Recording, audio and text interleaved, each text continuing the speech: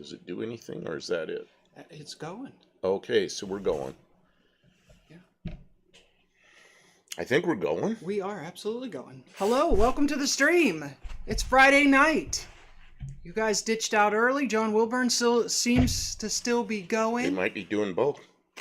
That's true. I had to shut off John Wilburn because he's still talking, and so I didn't want him coming over our mic. So Bruce Culgen, welcome to the stream. Everyone was at John Wilburn's Friday night stream, and it will be over any minute.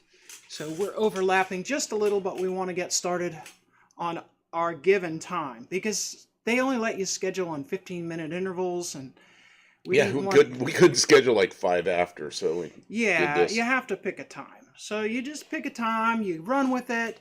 If John goes for another half hour, it's fine.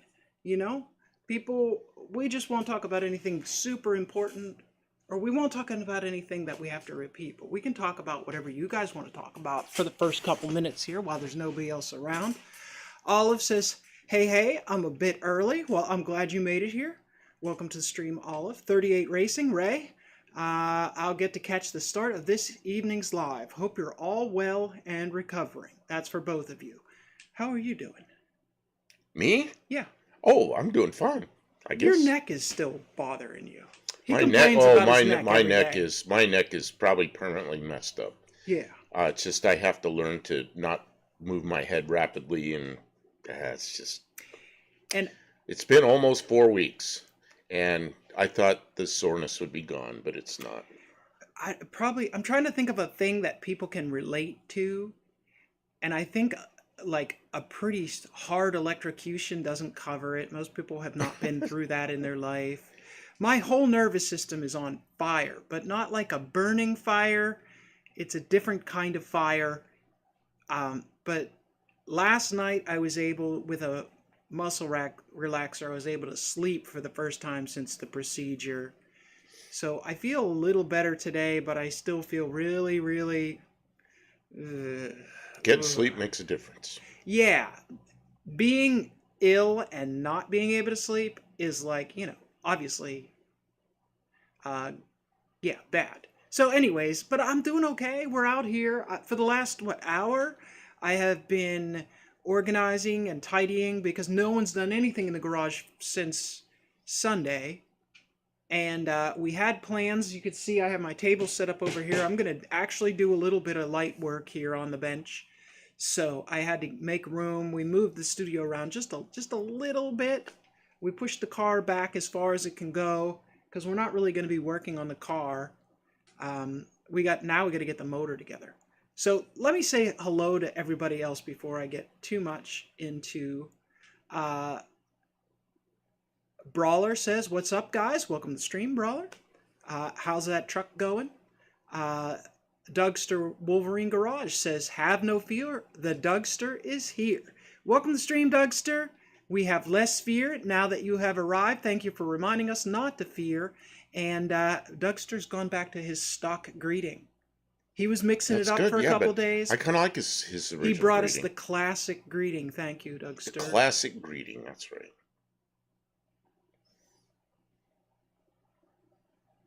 You okay? You stopped. I was reading Brawler's comment before I read it out loud. Okay. He asks, quick question. Tell me so, my timing mark does not line up with top dead center. It's like 15. Can it be why my car runs bad? Oh, I thought it got running. I thought you had it running good now. Okay. Well, if it's was Brawler had the 73 car? I think it was this. I'm trying to remember. We talked to a lot of people. 73 Charger with a 340, I think. Okay. And you helped him with because he had I think he had manifold vacuum instead of ported vacuum. Yes. Okay, and you got through all that, and that's when I thought it was running good. But maybe now it looks like he's got a timing light, and he's working on that. So, by timing mark, do you mean when you flash the light, it says 15? If it's flashing the light says 15, you probably have a little too much timing set into the distributor, and you probably need to back it off to maybe 10 or maybe 8. But there's also a condition where, and I'm probably talking about something that doesn't apply to you, but there's also a condition where the outer part of the pulley will slip Go down to the and read bottom. wrong. Go down to the bottom what he just wrote. 15 after top dead center. Yeah, that's a problem. You need to be at least at top dead center. Probably 5 before top dead center is a really conservative starting point. With the vacuum advance disconnected, right? With the vacuum advance disconnected. But 15 after with vacuum advance disconnected, or with vacuum advance connected, is still wrong. Yeah, that's way too far. You definitely need to advance your timing. So that's going to require loosening the bolt that holds your distributor clamp down and twisting the distributor in the appropriate direction for your engine. And while you're watching that, twist the distributor with one hand while you're watching that mark, and twist it until that mark comes up to top dead center. And then you can advance it a little more from 0, a little more from top dead center, maybe 5 or 10. But I can't tell you the exact amount because it's going to depend on the design of your distributor, and that is a big topic probably for another day. Well, and all brings up something too. Older engines, sometimes the harmonic balancers shift on the rubber part. So, you can find top dead center on number 1, pull the plug out, bring it up to top dead center.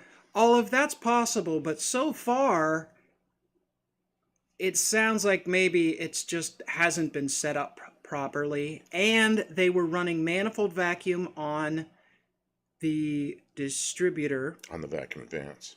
Vacuum advance. So when you change that over, it's going to change the base timing, because with manifold vacuum on the distributor, it's going to pull all the vacuum advance vacuum right advance. Off. So whoever set it up with it set to manifold advance set it wrong.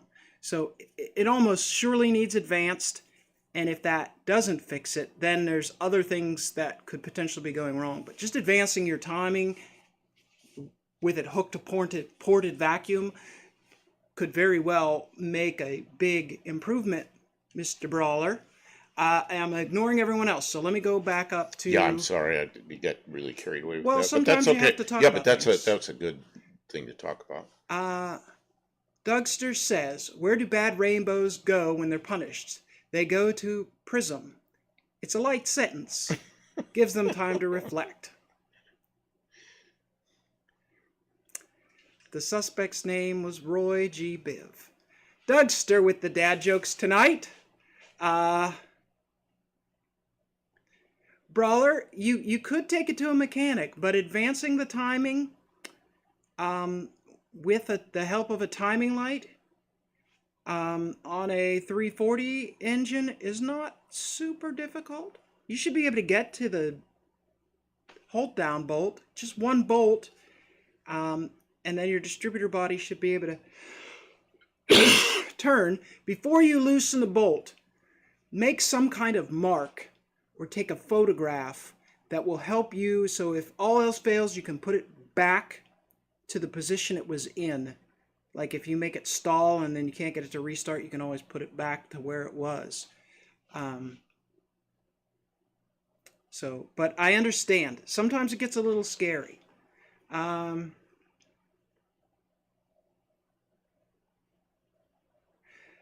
38 Racing, on top of Dougster's rainbow joke, suggests that all the evidence paperwork has been refracted.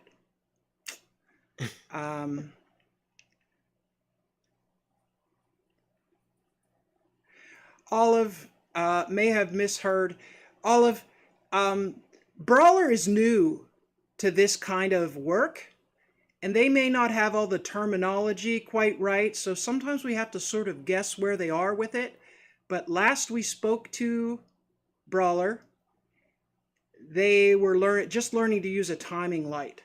So I find it hard to believe that they've gone in and started looking at where the pistons were at true top dead center versus their crank. They probably have flashed their timing light and they see that their timing is set somewhere around 15 before top dead center. Goes after.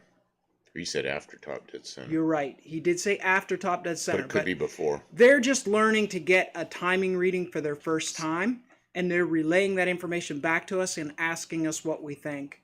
So I think the thing with the dampener, while it is a valid thing that can happen, I don't think we've dug that deep into what they need to do.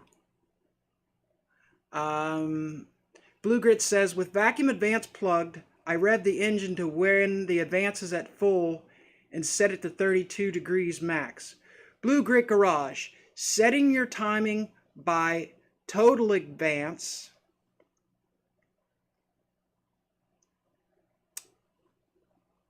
will not give you, it is a thing, but you don't want to set your total advance with the vacuum advance plugged in.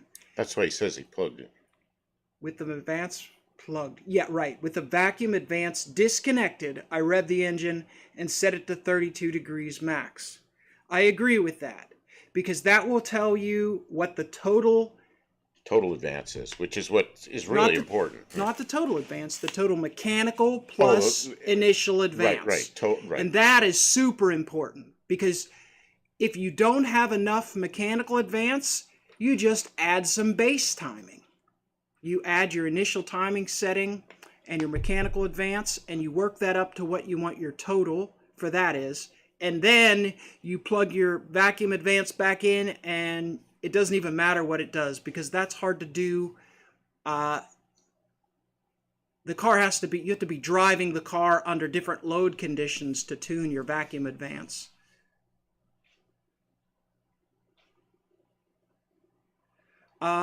Blue Grit Garage says, or else just run 10 degrees advance to be safe.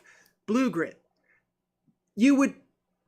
that makes sense on some models of cars, but in the late 70s, mid to late 70s, some vehicles for pollution control reasons, they were designed to run at zero base timing.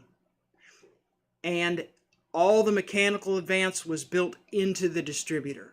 So you would get 32 or 34 or 36 degrees of additional advance out of the mechanical of the distributor. So if you set it to 10 degrees of initial advance, and then you got another, we'll say 32 mechanical advance, you would have 42 degrees of... Did that happen? Yes. Yes, you cannot just say, I want 10 degrees. Of course, his is a 73 340. Right, so the 70, if you have the correct distributor from your 73, it's probably, if Blue Grit has the right one, it's fine. But someone built this motor and set it up wrong with parts that we don't understand. They may have used... Brawler, we have no idea what's there. Yeah, and he can't just look at it and tell us what it is because he... Yeah, being a 73, it could be original or it could be... yeah. Who knows? And if you order something off of eBay, you really don't know what you're getting. And if you don't have a distributor machine and you don't understand how to use a dial back timing light yet, telling people to just run 10 degrees of initial advance is not always going to be the safest thing. Because 42 probably won't damage your motor, but if you hook up the vacuum advance and then you get another 15 degrees of advance and now you're running 57 degrees of advance, that's going to cause damage to your engine. Wow. 38 says, even though it sounds wrong, my 454 with vacuum is all... So, vacuum all in has more than 60 degrees total. Wow. Well... Of course, then your foot isn't really in it. I don't know. There's... Well, I've had all different engines, all different things. But if he's actually is, if Brawler actually has 15 degrees after top dead center. Something, Yeah, it's that's not right. definitely wrong. That's not right. Yeah. Zero is always safe. I have never seen, well, no, that's not true, but I can't think of ever seeing an incident where a car was below zero for timing, for initial timing from the factory. So there should be Oh, no condition where you would want to be less than zero. And then what Dust Devil says, the best way is to get or download a shop manual for your car and do what they say from the factory. Yeah. And No. And well, wait a minute. That's if that engine's original. You don't know Right, if it is. and it's not going to be. You don't know if it An is. engine from 1973, it might look all original, but at 10 years it might have had a rebuilt engine put in. That's 52 years ago. Because, the 2025 cars are out, so that's 52 years ago. Man. Dust Devil says zero is safe and work up slowly from there.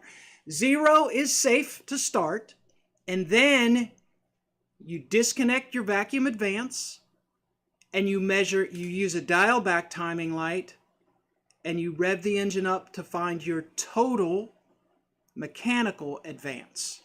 And then you can work backwards to a better initial timing setting.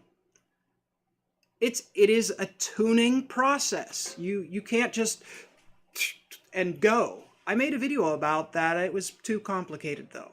But it is complicated. That's why they replaced it with computers. Has 60,000 miles. So Mike N just came in here. Good evening. But did they put an HEI distributor in it? Or is it the factory distributor? I'm looking for the spray cleaner. It was down here. I took it. Oh, you took it somewhere. It's over here. I hid it from you. Oh. What do you want it for? I got messy stuff here. I want to clean it. while I'm sitting here listening to you talk, I see a mess. I want to clean it up. I know Brawler has got the coolest toy I can ever imagine at his age, right? Like I had nothing cool like that.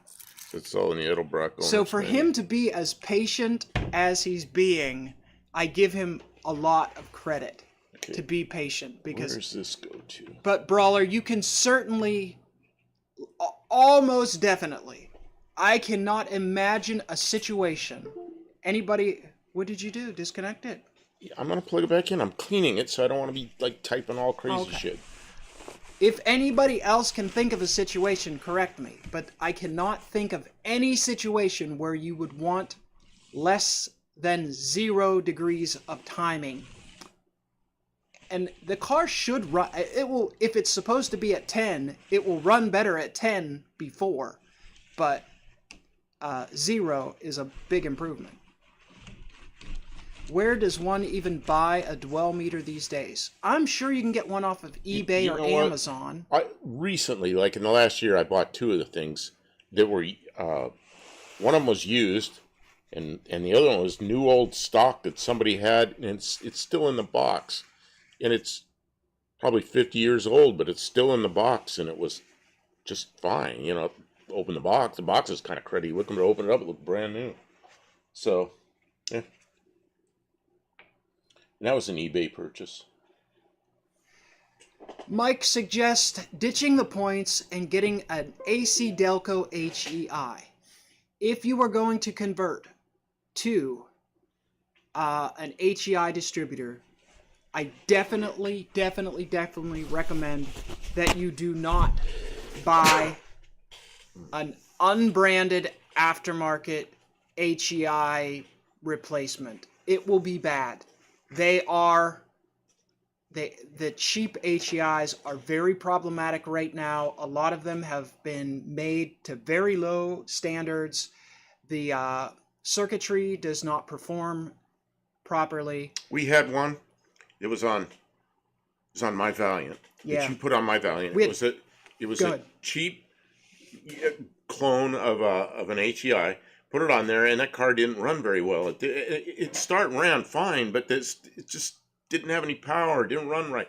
And Kim had a timing light on it, and she starts bringing the RPM up, and it's retarding the timing. Oh, there's that word. It's making the timing the advance go in the wrong direction.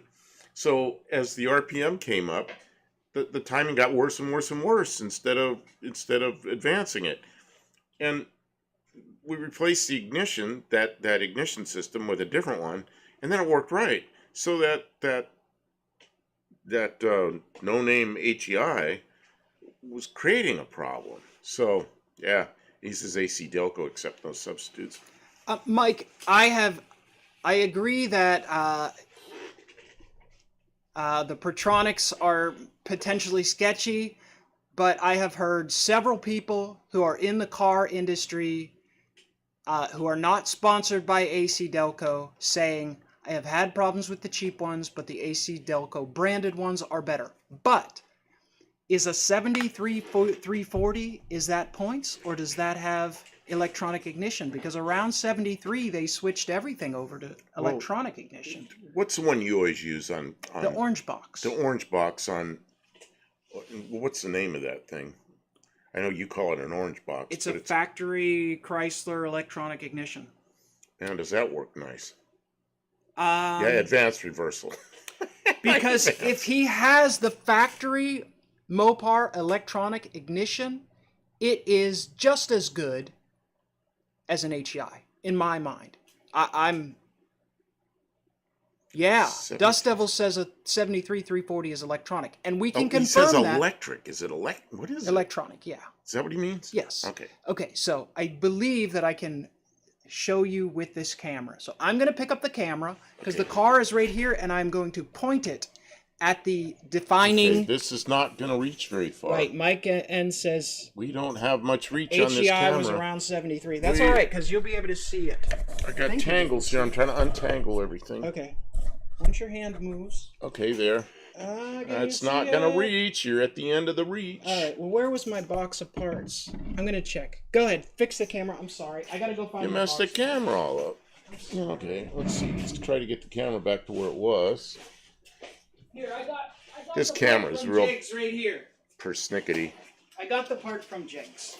Okay. If your car has a single wire coming from the distributor, it is points. That's right, you got an extra If it has two wires stuck to each other coming out of the distributor, then it is the factory Mopar or factory Chrysler electronic ignition. And it probably, if it still has the factory ignition box, it will be either a brown or blue or maybe orange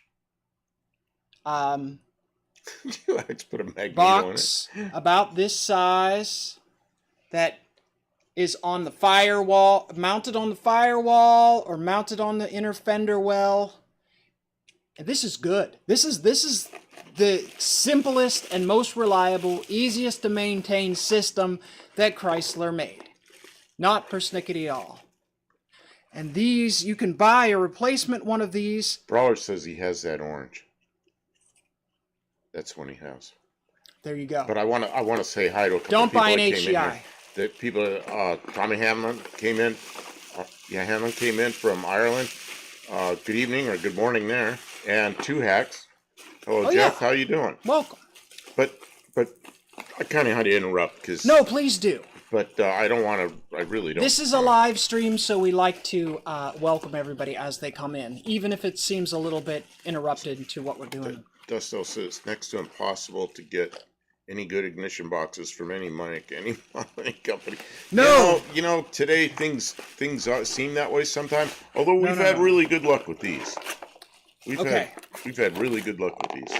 I am not sponsored, but Jegs Performance Products sells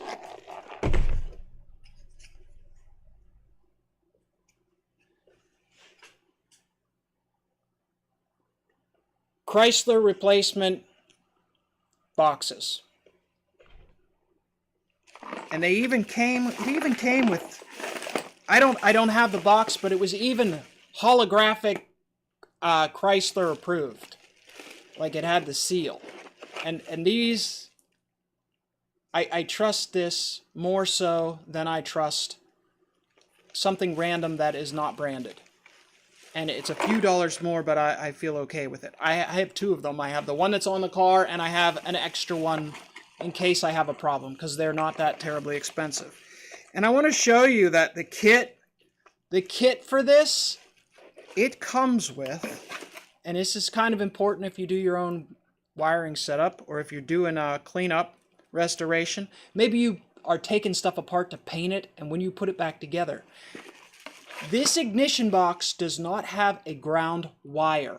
It grounds to the body of the car. So if it's stuck to the fender on top of fresh paint and you don't clean the bolts, it will not get a good contact. Do you run a separate ground? I run a separate ground. I clean this, I scuff this up real good with paper and put an eye loop here. And then the package even comes with these washers that have the grippy washers, so that when you put it through there, it'll make good contact. And you definitely want to do that, or you want to run a separate ground. Now, the reason they didn't run a separate ground from the factory was because it was all brand new, there was no rust yet, and it didn't need it. But it's an old car, and ground, and that was cheaper, but now it's worth it to run a little piece of wire. I wanted to say something to Blue Grit back here. Go ahead. He says, I have been running Pertronics in my 6-cylinder Mustang for years. Maybe the newer ones are problematic. Yeah, I had, man, I've been Pertronics way back. Before they were Pertronics, they were Perlux. And those things just last forever, never miss a beat. Over 100,000 miles. Never a problem. But now people have problems. So something's changed. And it's probably quality control issues from wherever they're made. KJ Kiley stopped in. He says, hello KJ Kiley. I think I missed that. I don't know. Okay, anyway, Kim, go on, because the stuff's like scrolling by, and I wanted to catch a couple of things. I'm sorry I interrupted you. Dust Devil Garage says, I know at least 3 people that have had that exact same box only last 1 week. You got a good one. Well, you must make sure you ground it properly. And you must make sure it's getting 12 volts, not what's the voltage that it would... Oh, what, after the ballast, if there's a ballast resistor? You do not want to run it off ballast resistor current. So you want to make sure it has 12 volts and make sure it has good ground. And then you also want to make sure that your car is not running at the wrong voltage regulator system, because that will burn it up too. Yeah, you're always concerned with that, running 14 volts instead of 13.8 or whatever it is, because yours was running like 14 and a half or something, and I forgot why you were concerned with that. Because if they're replacing the box, there was probably something wrong that killed the first box. And if they just replaced the box and it fried again, they haven't actually found the problem yet. I'm not saying I'm 100% right and that they have not done a pristine wiring job and done it perfect and got a failed box, because it could happen. But there's a lot of rumors that get started about bad parts by people who don't really necessarily understand the systems that they're swapping parts into. When you fire the parts cannon, sometimes you ruin brand new good parts. 8 volts. Oh, before that, Tommy Hanlon says, Scotch Brite. I seen a good video on it, Kim. Scotch Brite. He did a Scotch Brite video. She's like, Scotch Brite? What's Scotch Brite? She goes, those are scuffy pads. And I said, look, it says right on them, Scotch Brite. Because that's a brand name. Why did Blue Grit say 8 volts? Because you were asking about the voltage coming through the ballast resistor. Right. Yeah, not 8 volts. That's wrong. It's just telling you what it was. And then, like Mike said, I recently replaced my HEI last year. The HEI that was in there worked for 30 plus years. It's in the car since I got it in '93. I went through 3 motors, but I used the same. Yeah, and you had an old one that was the just old fine. Ones are good. So if you want, I bet there's good ones out there. But when you buy Chinese clones. The next time I buy an HEI unit, my experience has shown me, bite the bullet and pay the, $35 and get one from AC Delco. buy a branded one from AC Delco. AC Delco sells direct on Amazon, so you can go to the AC Delco store and get a brand new HEI unit, the little black thing with 4 spade connectors on it. And I would suggest that you are throwing your money, because you can get one for $10 from generic, but they don't work right. Like, don't waste your money. That's my experience. Okay. I don't want to harp. I'm sharing my experience. I am not an expert, but these are places where I've spent money and regretted it. Go ahead. I was going to say something, but I've noticed sometimes things brand name that are like brands and they're made in China, they have better quality control than the non-brand name stuff in China. Sometimes. So I think brand name is worth something. And generally. Experience of other people. And you still like Dust Devil Garage says people who restore these cars for a living, they are hit and miss because they have good ones too, but everything is hit and miss nowadays. Yeah, it can be dicey. Tommy Hamlin saying? What the heck is a valve resistor or ballast resistor? Valve resistor? Ballast resistor. Okay, someone asked about the ballast resistor. In GM vehicles, they use a ballast wire. It's a wire that has resistance. Same with Fords. And all the old 60s, 70s Fords. It knocks the power to the ignition coil down from 12 volts to 9 volts so that the ignition coil doesn't overheat. Chrysler uses a wire. You can't see it because it's potted into this ceramic, but it's just a piece of wire wrapped around a thing, and so it's short, and then it has spade connectors. But basically, it's just so this is this is called a ballast resistor because it's a unit, and this is for Chrysler, but GM and Ford use a section of wire that has higher resistance than normal, then reduces the.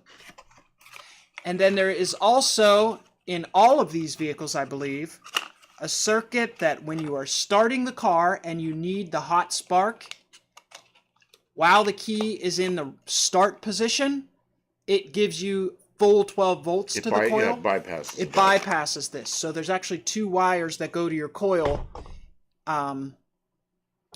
So there's a little bit more complexity there, but that's what the ballast resistor is. Guns and Gears. Good evening. How you doing? The dielectric grease is basically heat sink grease, and for an HEI ignition module, you put it on the back and then mount it to the because honestly the circuitry is the same, and this basically has an HEI unit inside of it, but see, it has this big heat sink on it, and then it has Chrysler's branded wire connector that's 4 wires. That's why you can interchange an HEI unit and this Chrysler unit, and they basically do the same thing. Big secret here. They're the same thing, right? Magnetic pickup sense signal box fire spark plug. Like, is this the one? What do I have on my car? My Valiant that you put on there? Points. Oh, it has points on. We stole the points out of this car. But before, you had a big heat sink on something. Or was that on this car? I don't know. I lose track of which car we're working on. They're both old Mopars. Yeah. We have all these slant 6s around. Dust Devil gives us a token of valuable information, and says that starting override is how you can tell if the ballast resistor has gone bad. If the car starts and seemingly runs but then shuts off as soon as you let off the key, it is a problem with the ballast resistor. Or that circuit. That is a commonly known token of information that will guide you to a point of failure. And another way that you can confirm that, if you believe that might be the problem, is you could take the spade connectors off the ballast resistor and plug them together or use a piece of jumper wire so that they are connected directly. And if the car runs like that, but will not run when you put them back on the ballast resistor, then you know that you need to replace the ballast resistor. But you do not want to continue to drive the car with the ballast resistor taken out of the circuit, because you will fry the ignition coil. Well, I've done that. 63 Plymouth. I used to do that because I hotwired the thing to drive it. And then I just drive it around like that, running 12 volts through the ignition. And what happened with me was I burned the points up in no time. The points would have little mountains on them. And I'd have to file them off. And then an hour later, I'd have to file them off. I was surprised how quickly the points got messed up. I never even thought about the coil getting hot, but I suppose it was. So, yeah, I mean, it'll run like that, but not for long. And some of them, I think, are, like somebody said here, 6 or 8 volts. I think some of the ones that, like back in the late 60s that I was working on were 6 volts. Maybe they were 8. And then you said 9 volts, so they don't always cut down to the same thing. I think it depends on the car and what resistor. Ford's used a resistor wire instead of a ballast resistor that, like Chrysler did. And I actually don't know what they cut it down to, but it wasn't 12 volts. Dougster Wolverine Garage says, I'm not a real mechanic, but I play one on TV or YouTube. And I relate to that comment. I also am not real. Dust Devil Garage says he's using a starter from a 93 Dakota because he trusts original parts more than the new ones. Yeah, I mean, if you can get access to good used parts, they're often better than the cheap remanufacturer or super cheap imported replacement. 38 Racing restated this thing I said about what a ballast resistor is. Blue Grit says I have a Chinese HEI on my 351 Windsor, and I'm having cold idle and dying problems. It also has a lot. Maybe it is the HEI unit. It does start fine though. Blue Grit, I recommend to you, because, I mean, really, will it hurt you to have, I mean, I don't know how financially you are, but if you can afford to have a spare HEI unit in stock, I implore you to go to Amazon or some other such source that you trust not to lie to you about the brand name. That's why I'm saying buy from AC Delco. Buy an AC Delco HEI module from AC Delco and put it in your distributor. Because the distributor, there's probably not a lot wrong with the distributor, but the cheap HEI units are the problem. The electronics in them do not perform like they should. Like, we put it on a test bed, and when you increase the RPM, it couldn't keep up. It was lagging like a slow old computer. Before this disappears, Go I'm ahead. sorry, the stuff just It's okay, scrolls go, by go. so quickly, but everything's important. Blue Grit says I have a Chinese HEI on my 351 Windsor. I'm having cold eye. Okay, he's asking about that. Well, no, I'm just referring to that. Blue Grit, what do you have a 351 Windsor in? I didn't even know you had it, because I thought you had like all 6 cylinders. Didn't you have a Mustang? A 6-cylinder Mustang at the event? Yeah, you had a really nice 6-cylinder Mustang there. That's why I was asking. When I saw that 351 Windsor, because he said it's one of my favorite engines, and I've run them for years, I wouldn't mind having another car with a 351 Windsor. But anyway, I was just curious what you have a Windsor in. But anyway, go ahead. He'll answer somewhere down here. Keep going with what you're talking about. I just wanted to. Okay, Brawler, I see your comment, and I'll be right back to it. I wanted to say, Tommy, I confirm the ballast resistor reduces the voltage to the low tension side to the positive side of the coil to reduce heat on the windings. And 38 Racing says it also helps with the life of the points. Absolutely, it's crucial to sustain. If you run full 12 volts, you'll burn up your points and burn out your coil, or both. it's effectively doing the same job as a condenser? No. It's a completely different... the condenser is a different mechanism. It also helps, but in a different way. 38 Racing down at the bottom addresses that. He answers it well. Right. Takes out the voltage spike. You're right. 38 got it. Okay. Brawler asks, is it normal for RPMs to go to 1,000 when you put it in park?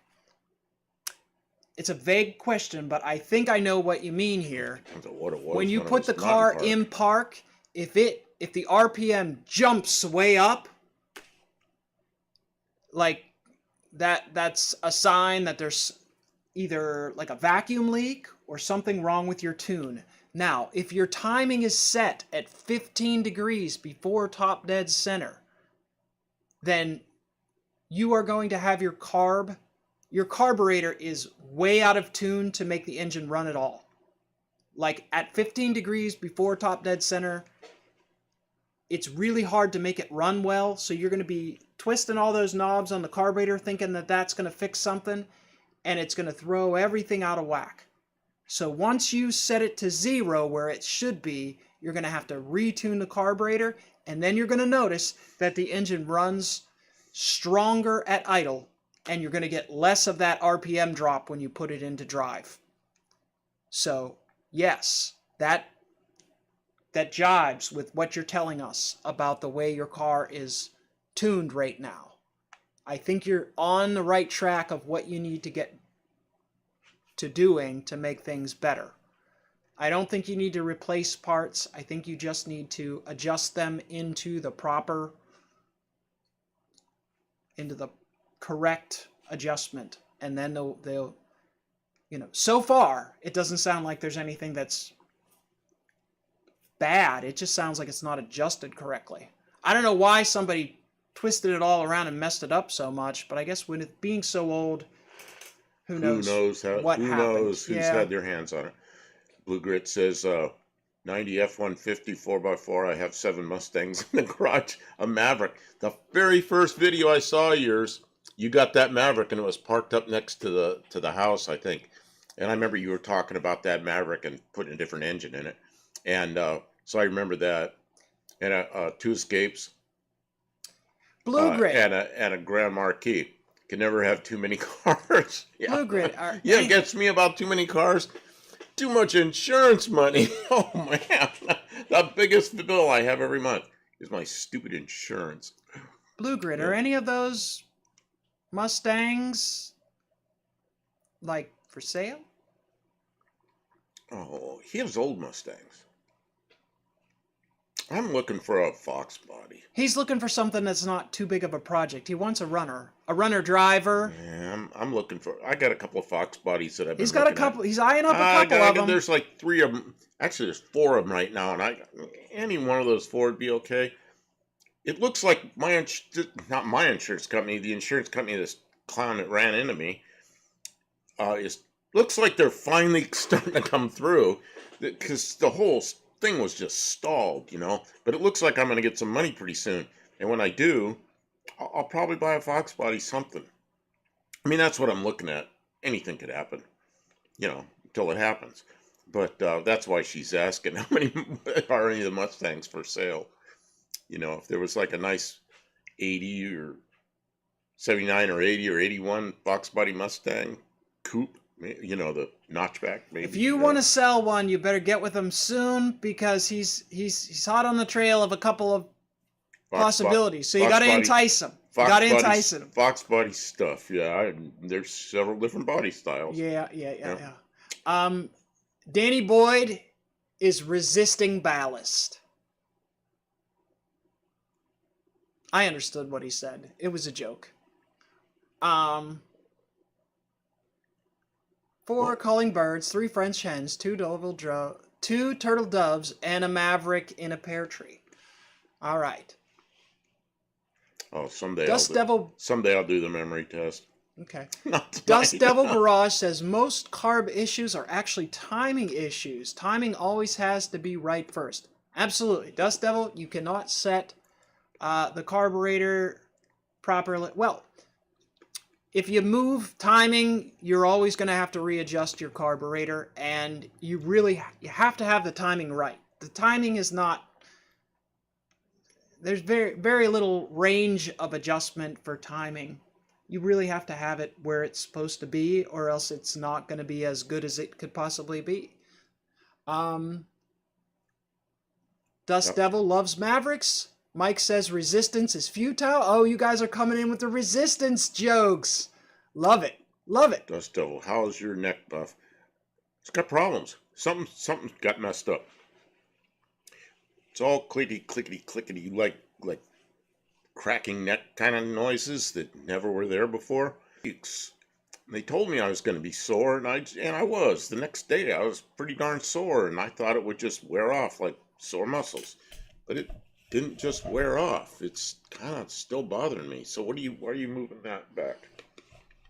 Kim's scrolling here. I don't know what she's doing. I lost some stuff. Danny Boy was mentioning Vega air filters from Hastings, if you're looking for one of those. Blue Grit says his newest Mustang is a 73 Mach, which I think is a little older than you were looking for. Yeah, I'm looking for the Fox body. Okay. Mike N says 73 Mach 1. Was that the Eleanor from Gone in 60 Seconds? That was the first Gone in 60 Seconds, which was the good one. I liked the first. It was kind of a B movie, but it was pretty good. Blue Grit Racing says, true, you can never have too many, but you can have too little yard. Yeah, or you can have 38 Racing problematic neighbors. Seeing the vid. Dangster didn't read comments, though. Interesting. Eleanor from Gone in 60 Seconds. I'd love to see a Ford 300 and an early Ford Mustang. I got a comment about that. Does it fit? Yeah, is it kind of tall? Because they never put the 240 and a 300 in the Fox bodies. They put the... Man, this is going like crazy here. We're not. That's okay. No, we are. I'm watching. And Dean Stevenson's in here. Hello. Yeah, but he's about ready to go by already. And people are just saying hellos. It's okay. Yep. So, and we've got errors going out here already. Oh no. Yeah, well, we're back up to this is working again, so it probably cut out for a minute. Yeah, it'll. So I've lost track of the.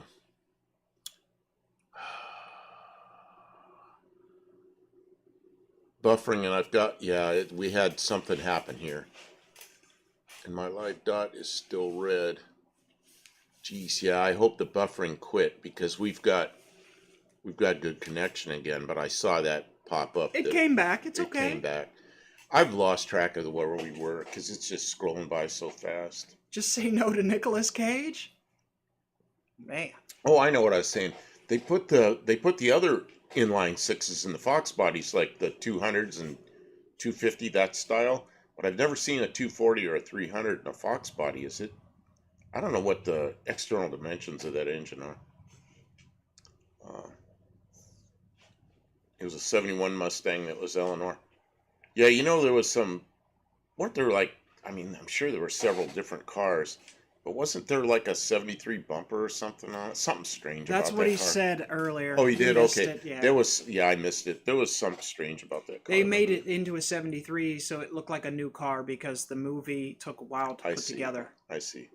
Yeah, B movie like Vanishing Point. Yeah, I don't know. I said, yeah, it's kind of a B movie thing. If it's correct, just say no to Nick Cage, Toby Halleck. Isn't that he got killed in that thing? Is that the guy that got killed in the filming of the second one? I think that's who that is. Dean runs this Jake break in small towns. Dean, don't do that. I just did this and my neck went crack and it kind of hurt. Man, I just got to learn not to move my neck around quickly. The 200 because the 250 was too tall but fit in the Fox body. Okay, so the 250 had a higher deck height then. But I guess the 200... But I don't think... See, the 240 and 300 were a completely different engine. Yeah, but the 300's big. They put 300s in the vans. Well, that's a big motor. The 240 and 300 was the same deck height, same dimensions and everything. So Really? yeah, but it's a completely different engine than the 200, 250, 170, Oh, 144. that's true. That probably had. So, I mean, they're just completely different engine families. So I think the 240 and the 300, I don't think those will fit under the hood. I don't know. I've never seen it. I've never seen one. I guess I've never seen one, so who knows? Okay, still yes on the Vortex Magneto I built on Holland.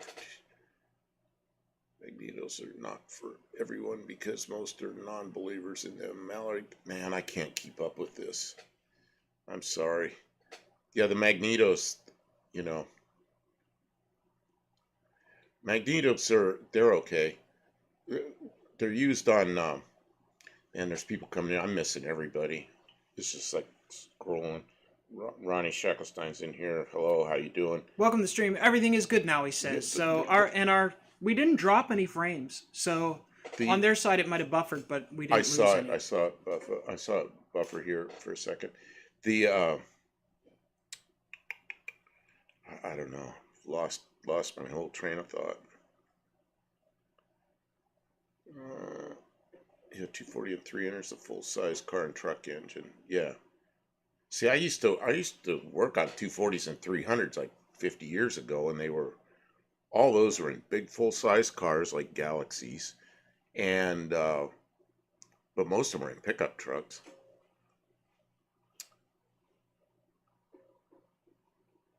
I don't know. There was something I wanted to say, but I've lost I lost it.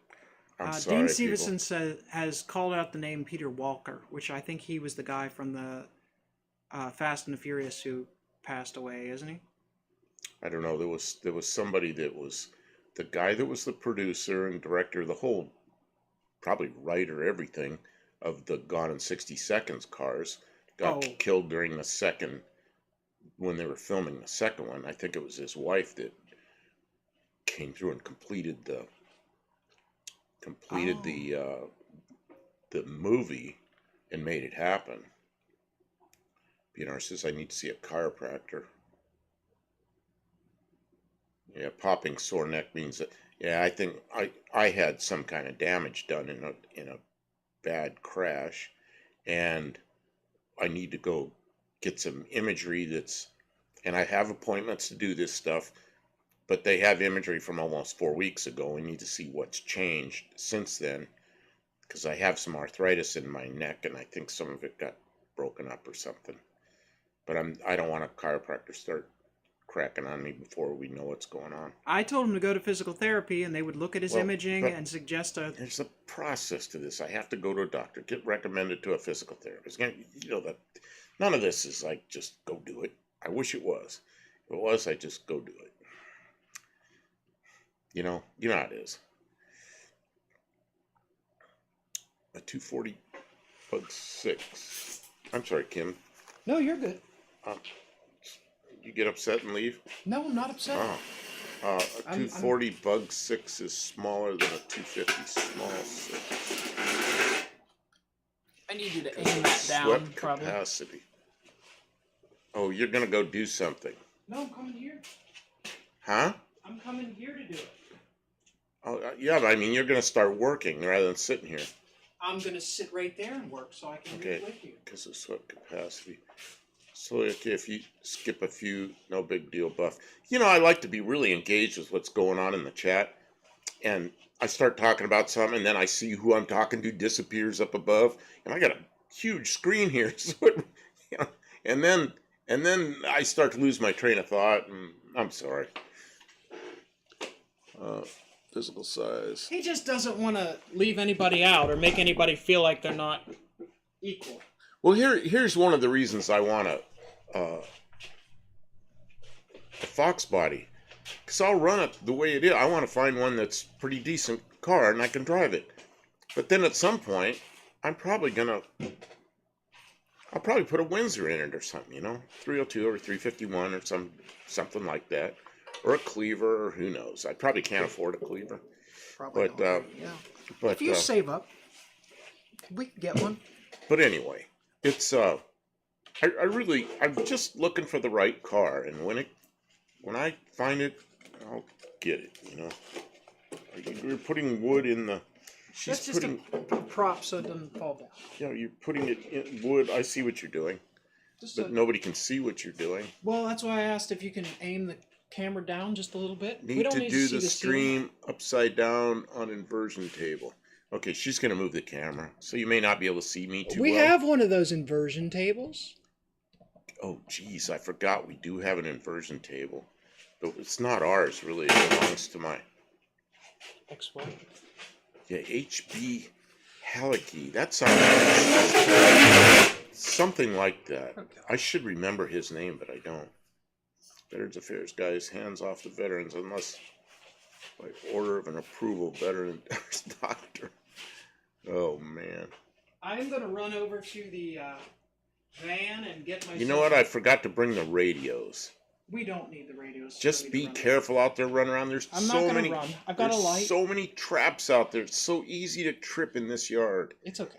You Oh, guys my don't head itches. overwhelm them too much, but Oh, you're allowed to God, talk amongst head yourselves. itches. What And is now his head wrong? itches. Something Right. got me in my head. Okay. Let's see. I don't mind.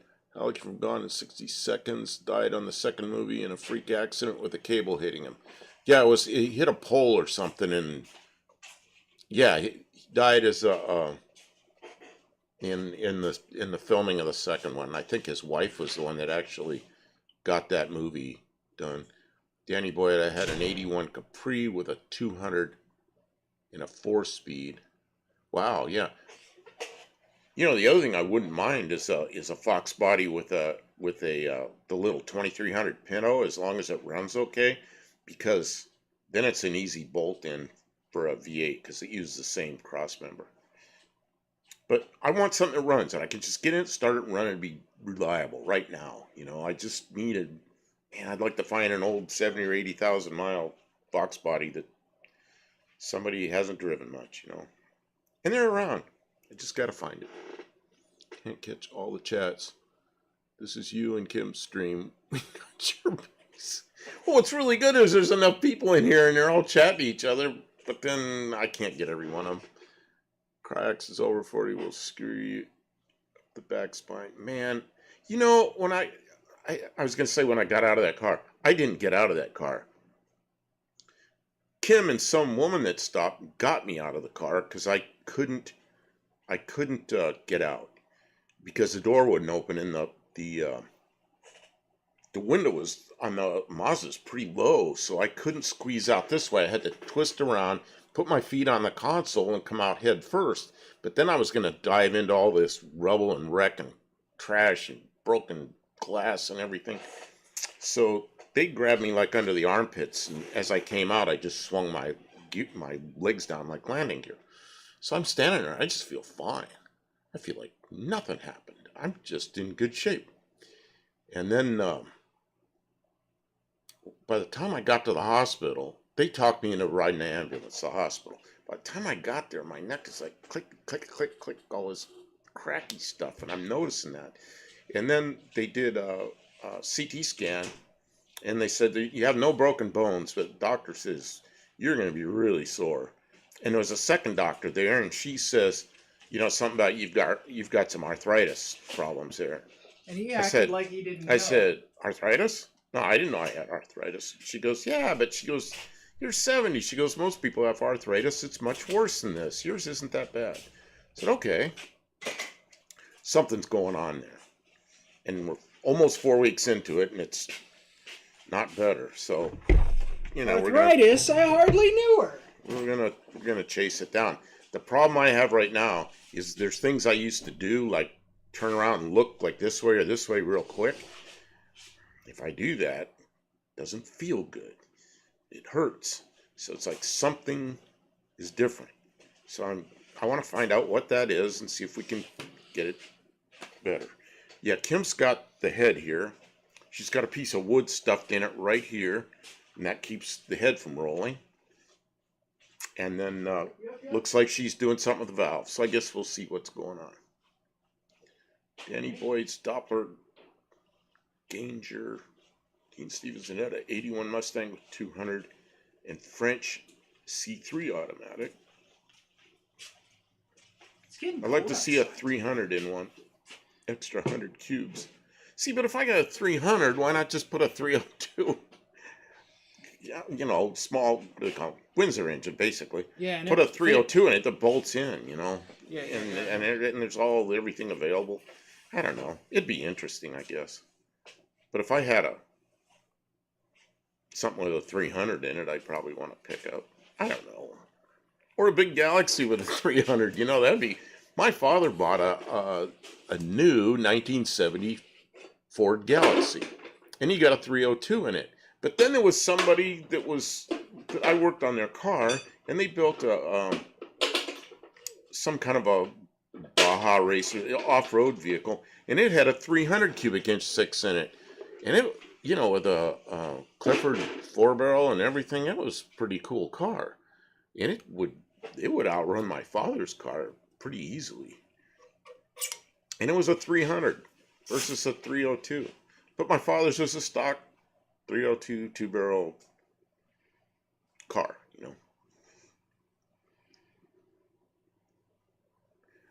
Do not believe Halicki was in a car at the time. Yeah, whoever it was, is that who wrote and acted and everything and directed those movies? He was killed in that crash. Adrenaline will do that for you, Buff. That's what everybody said at the hospital. Well, That's what they said in the ambulance. They told me that in the ambulance. They said that it's the adrenaline. You'll be feeling fine, and then Well, you that's won't the be. other thing is the pain comes from inflammation, and it doesn't start to inflame until it has a chance to really start to grind away at those little broken bits grind away at whatever's around them, and then they tear stuff up, and then it hurts once you move a little bit. BNR says my neck snaps, crackles, pops nonstop when discs are misaligned. Bad in my neck. Mike says when I got T-bone, I smelled smoke, so I got out of my car and opened the back door to get my son out. I picked him up and carried him off the road. I felt fine, but I heard my shoulder cracking. Again, with every step. Heard his shoulder cracking with every step. Man. See, and when I got out of that car, or when they got me out of the car, I was walking around. It's like, I'm fine. I'm fine. They're like, no, go to the hospital. And there's 3 women that stopped there, all with separate people that didn't know each other. 3, I don't remember what they were, some kind of medical professionals. They introduced themselves as RNs or nurse practitioners or paramedics or something. And all 3 of them are telling me, go to the hospital, go to the hospital. Kim's telling me, go to the hospital. It's like, yeah, you're probably right.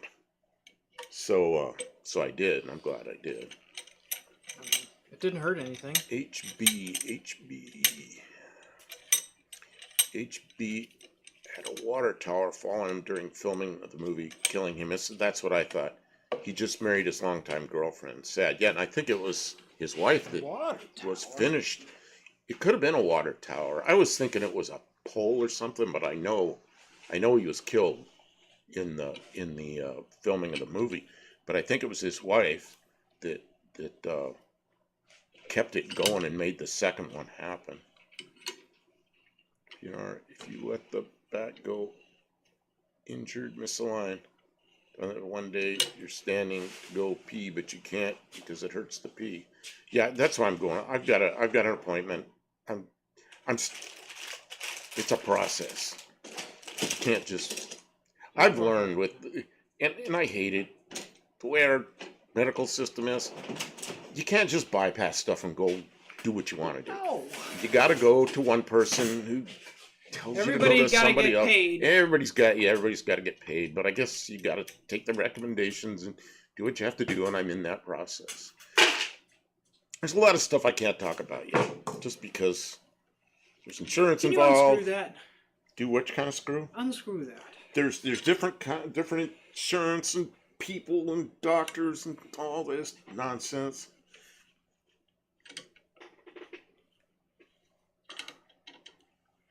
Oh, Kim, what are you doing? Did you release that?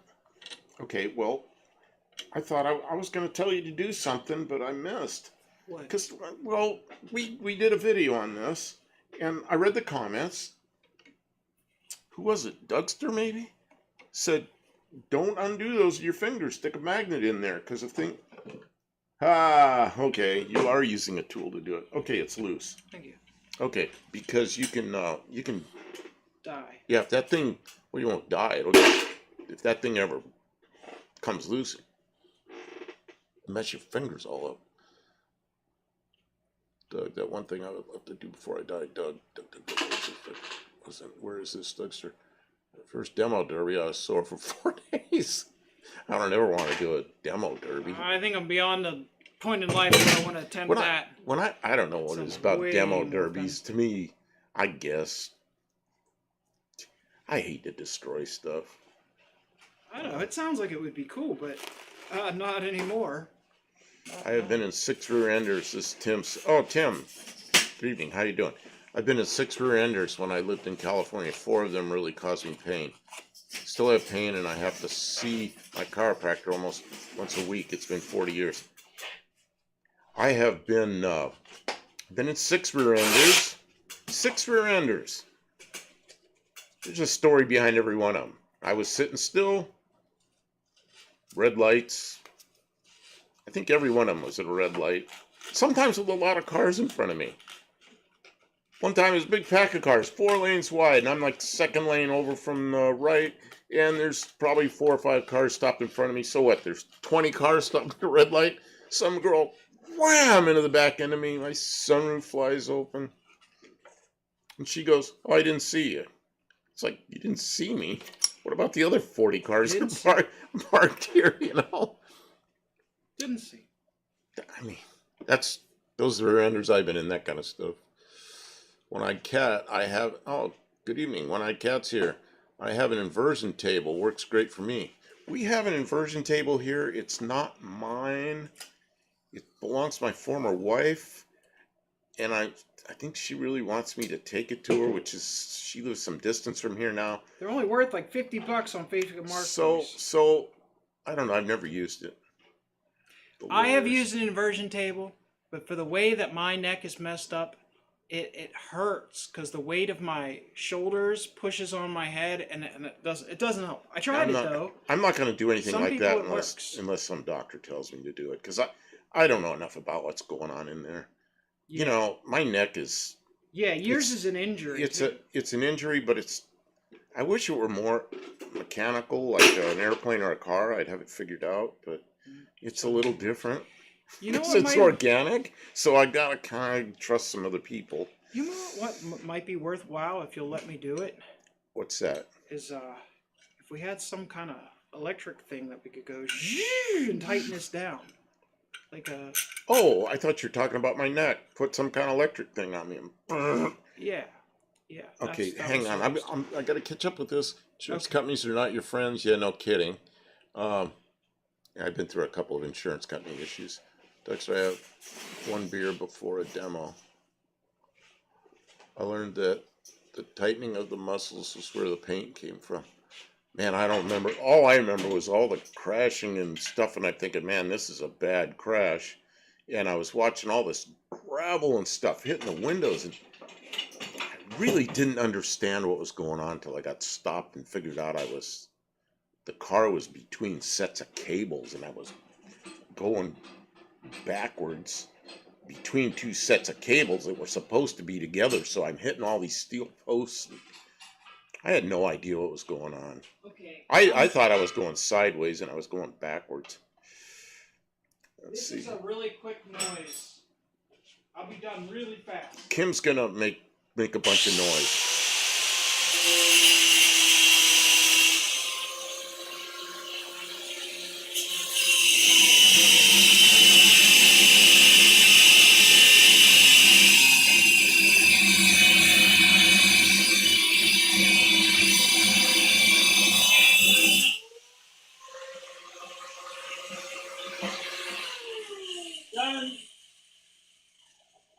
See here, BNR, well, my chiropractic care is usually cash visits, adjustment care.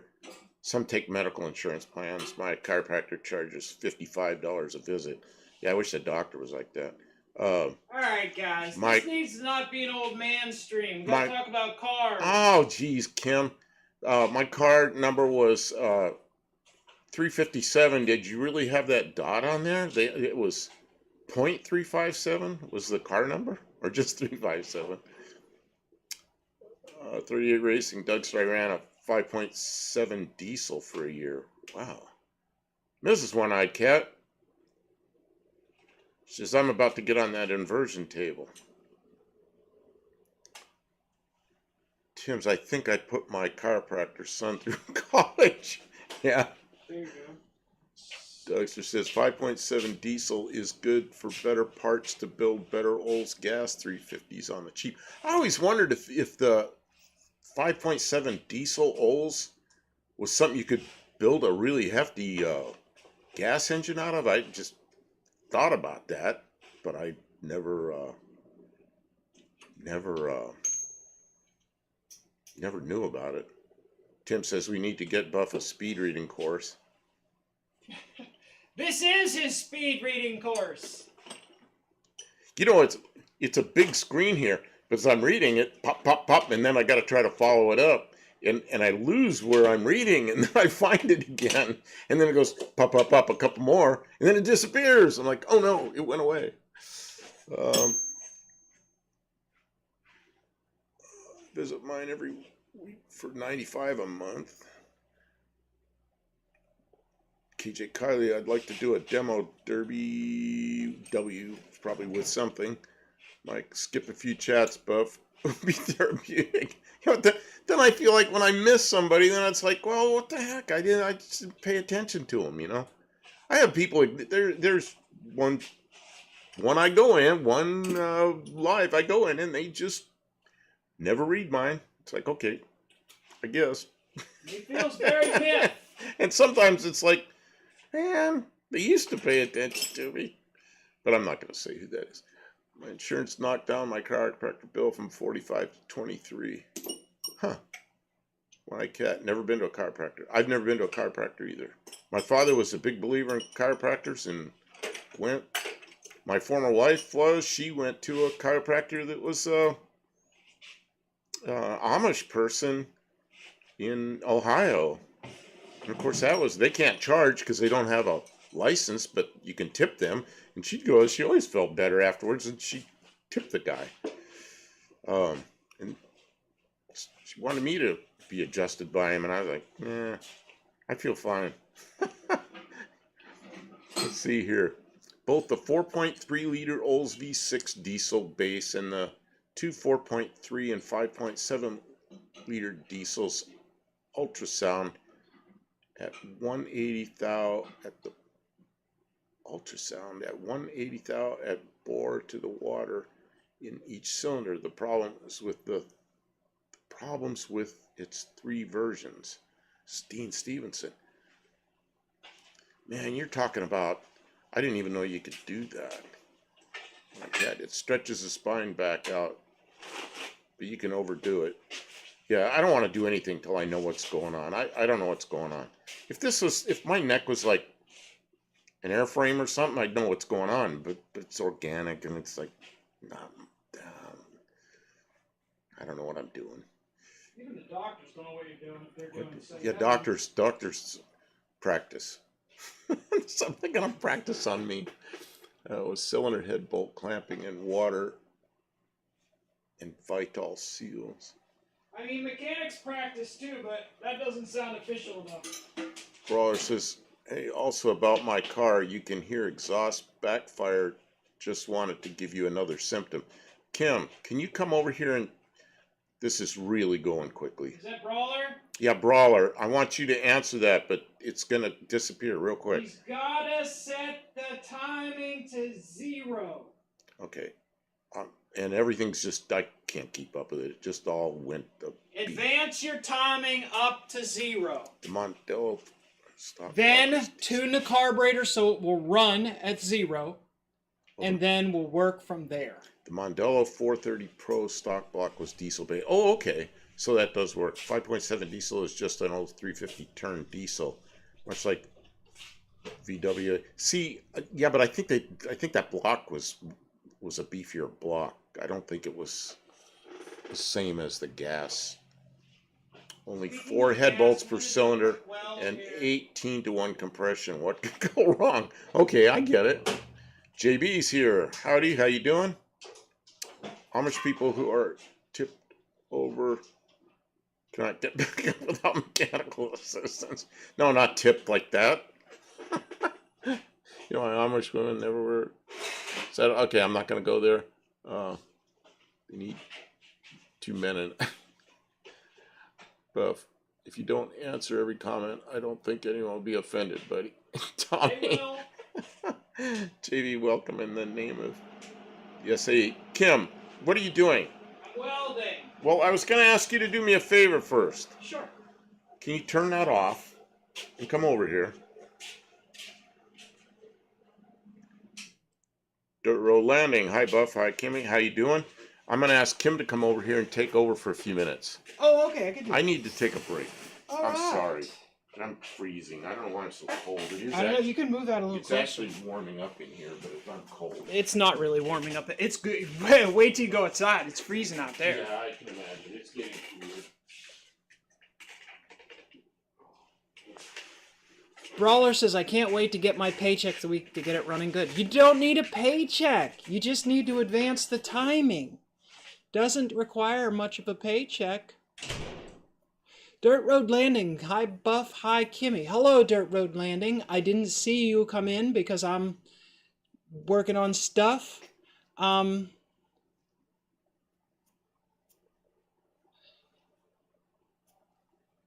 sorry. I'm reading to catch up, guys. Tim, welcome to the stream. You have to find one with a good touch, like a good mechanic. Yeah, well, there's the rub. It's not easy to find either a good doctor or a good mechanic. When you find one, make sure you treat them right. Diesel block has exceptionally strong as a gasoline engine. Oh, yeah, but sometimes they're heavier than they need to be and more expensive.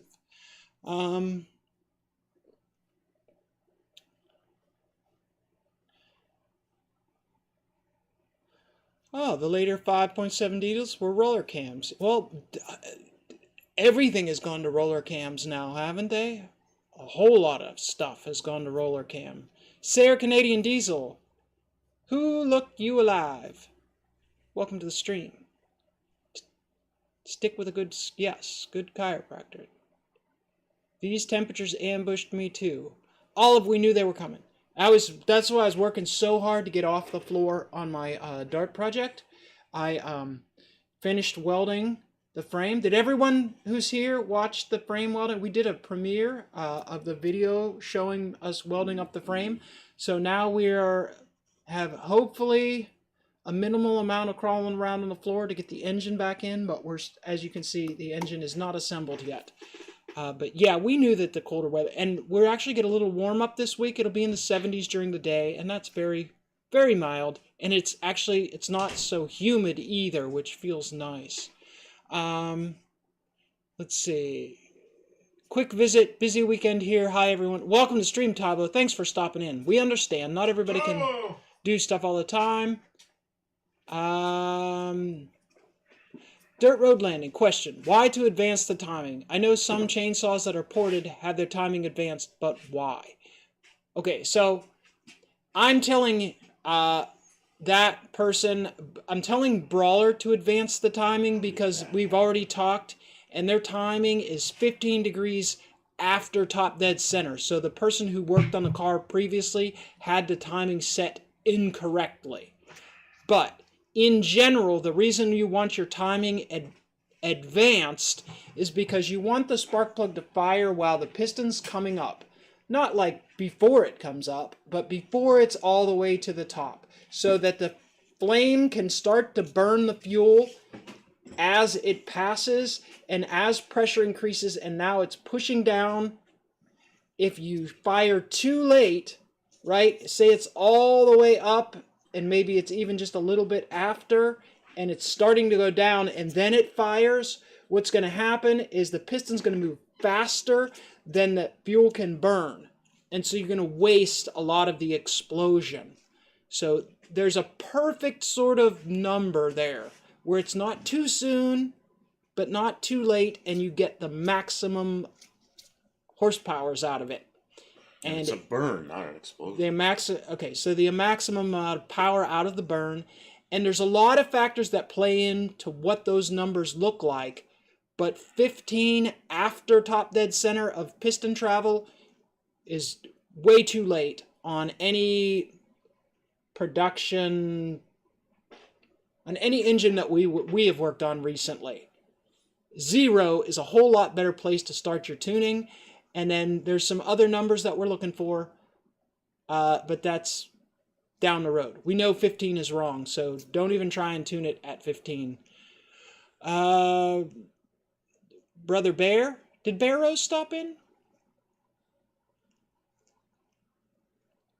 Brawler says, I wish I knew what to do, but I feel like I'm going to make it worse. Might as well pay someone. Brawler, if you have time, look up how to set the timing on Chrysler distributor timing, or distributor advance, or distributor.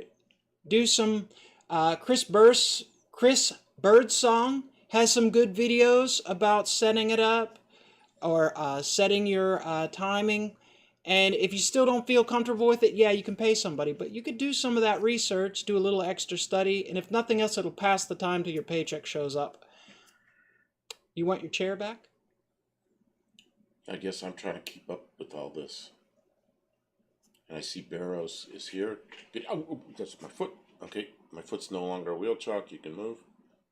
2 to 3 degrees advance is normally the sweet spot. And unless it's a Chevy, then you go 3 degrees. That doesn't make any sense, Canadian diesel. We're talking gasoline engines. What is this? There's so 2-degree advance is normally sweet spot. Yeah, I don't know. That sounds like it's way on. Barrow says exploding is ping. Yeah, that's right. That's bad. Right. She said explode, but I knew what she meant. She meant it might look like an explode, but it's a burn. And if it's explode, yep, it's like a hammer hit it. Worse. It's a kabang. Guys, I got to do a little bit of welding. Oh, man, I'm not in good shape here. I took my break, and I'm freezing, and then I come in here, and I put the heater close to me. We're going to have to get the wood stove going again. Yeah, it's about time. And my throat's bothering me. We're going to have a wood stove cam. I have to have a wood stove going again. Wood stove cam. A what? A camera over by the wood stove cam. Cam. I thought, why does a wood stove need a cam? Yeah, that kind of cam. High performance cam. Like a cam shaft or like a camera? High performance wood stove cam. Get the maximum RPMs from our wood stove. Takes time for that flame to propagate away from the spark. Yep. And you remember here I'm going to bring up something else. Remember the CVCC Hondas? They had a little valve, had a real rich mixture in a little combustion chamber that lit off the rest of it. So did the rotary engine Mazdas.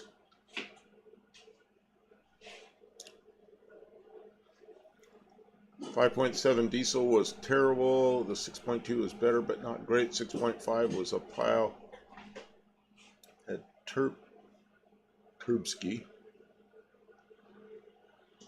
The good GM pickup diesel engine they made was a Duramax. The Isuzu. That's what I always heard. The Isuzu was a good one. Completely different engine. Yeah, I know the 5.7 was. Okay, here we go. Kim's gonna weld.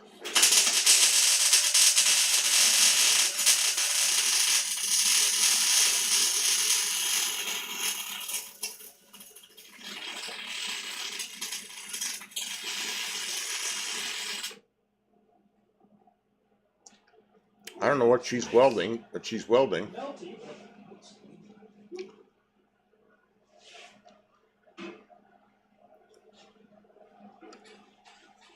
So I'm playing with the idea of turning a 5.7. Okay. Sayre, yep, gas engines, you set timing to the lines. and then advance it 3 degrees for timing marks. I don't use timing light. I count the degree of rotation of the distributor.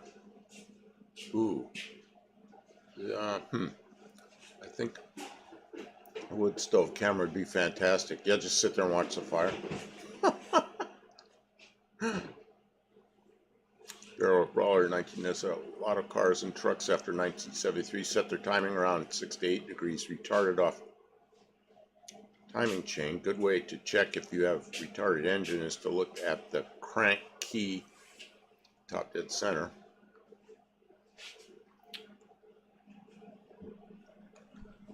Olive says my aches are from building more firewood storage. What are you doing? Trying to get warmed up? No, I'm warming you up. There was a. Yeah, I noticed it started to get warmer. I didn't know what you were doing. How did you do that? Bug on. Huh? Nothing. I don't know what you did, but it got warmer. What'd you do? I moved the thing real close to you. Oh yeah, I can feel it. Yeah. But I look at the thermometer, it's come up 3 degrees since we've been in here. I don't know why I'm feeling cold. Probably been sitting here too long. Been sitting, yeah.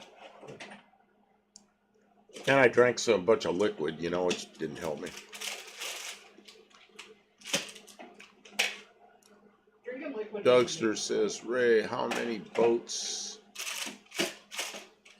do you need to keep from floating away with that 5.7? Canadian diesel, a common factory setting for most gas engines are naturally set between 7 and 10 degrees, and from there you go 2 to 3 over. That's at, you know, at low RPM, I guess, before the mechanical advance starts coming in. Right. DRL, I'd like an Aussie wood stove. My Irish friends say they only burn for 4 hours, then you need to buy a new one. I don't understand. I better probably not ask any questions. Cooks are just any more. You said, yeah, that's a bad word. Can't use that R word. I learned that the hard way. I mean, in here it probably get lost, but don't put it in a title. YouTube doesn't like that R word. It's negative advanced. Less advanced. Less advanced? Yeah, but it's actually backwards, negative advanced. Before top dead center or after top dead center? Oh, yeah, you're right. We have to stick with these because... The R word is like, that's a bad word. It frightens people, so we're just not going to run around scaring people. Because why? Because we don't get paid anything extra for being... Ray, if you want to make a powerful GMC diesel, the 6.2 can really make power, but it will eat head gaskets every 10,000 miles. I finally turned down my 6.2 after the 5th set of head gaskets. Jeez. Brawler 19 said that was the trick back in the 70s and 80s, was to buy a straight up timing set, pre-smog set, and bang your head off the headrest or back window. And that's what I did with later model 429s. Later model, whatever that was. Still early 70s. Just put the timing set in from like a 68 or 9 T-Bird. Give you 6 degrees advance on the timing, on the cam timing. Man, that engine come alive. The Aussie wood stove is made out of wood. Oh. Dean says. We have a wood stove in here. It's just we haven't fired it up this year. It's early in the season. It's been hot, and all of a sudden it's like, whoa, it's cool in here. Yeah. Well, after that hurricane, it really blew out the. We're supposed to have a bunch more warm days coming up here, so yeah, we'll be all right. We got a stack of wood out there, but I need to do We'll more. Get started. Funny fact, the Duramax LB7 and LBZ, you could use the block as the 6.5, and you can use water pump from the LB and on the 6.5 and the cam too. I don't know what all this is. If I will ever try to adjust the alternator belt on a neon. Wouldn't be so bad in its natural state, but someone decided it would be a good idea to put the brake master in the way for cars down. Oh yeah, yours on the other side. Hey, could you use that drill and Oh, here we make are. this Oh, tighter? I see what you're welding. You made a thing here. I made a tool. Look at this. Look what Kim did. She put Careful, a hex. She put a hex head on this tool. Okay, stand by for noise. Oh, this is a drill. Yeah, I don't want to hit it with the impact. Just Okay. drill. Okay, easy. Wow. Did you take the? You did. You took the bolt off. Darn it. Don't touch. Yeah, I didn't know that wasn't welded that well. That was a weak weld. Weak weld. Have to do that again. Well, is that a nut you welded down inside it the worked nut? really good one time. Yeah. Well, okay.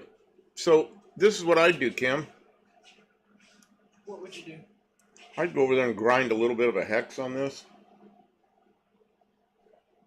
It's probably a better idea. Mm-hmm. I didn't want to. I wanted to do it quick. I know, but I'm just trying to think of a way to get around having a weld snap off there, you know? Mm-hmm. Let's see here how it wasn't Chrysler Court fault, you island nations. Right-hand drive. You island nations love right-hand drive. What about South Africa? And what about this deal with Australia being an island? It's not an island. I think it's a continent, isn't it? It's a continent. That's what we learned in school. I don't know. Maybe I'm wrong. Just listen to Henry Ford made everything left-hand drive. You know, the U.S. used to be right-hand drive. When did it change to left-hand and why? I don't know why. But I know that happened like early automotive days in the U.S., and I really don't remember what the story was behind that.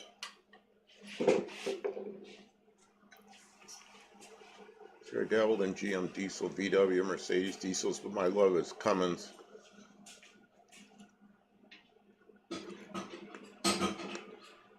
Yeah, see, I'm not into diesels at all.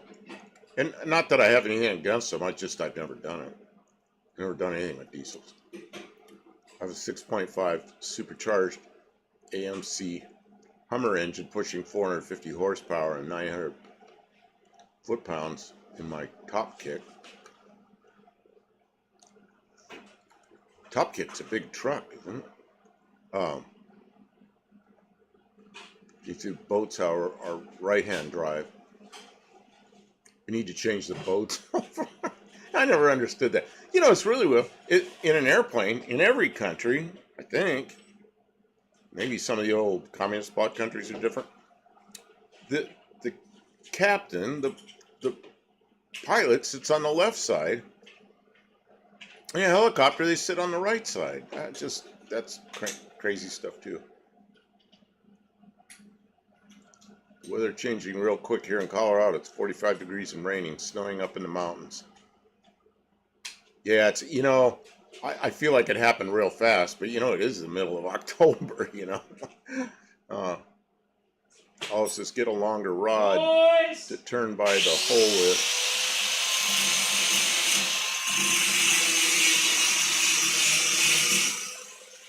South Africa, it's a big island.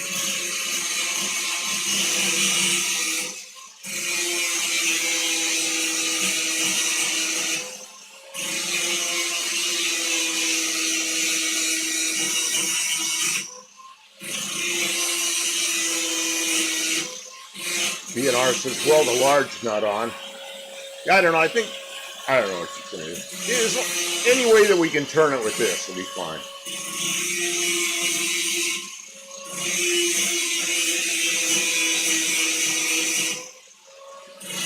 Dean says 1911. That, maybe. I don't know why, though. No, it's an island. Single sovereign landmass completely surrounded by water. This isn't working much better than the welding. Okay, the other thing you could do, Kim, is grab a just any socket that's half-inch drive Or 3/8 drive that we have like a bunch of them and just weld the socket on it. But the welding through the nut, there's not much weld there, and it's in the center, so it twists off. Roads are always driving on the right because of horse teams. Cause most drivers were white-handed with the whips. Yeah, I remember it's something like that. It had to do with horses and whips and sides some people were on, and yeah, I don't remember. The only reason Americans drive on the right side was screw ankling.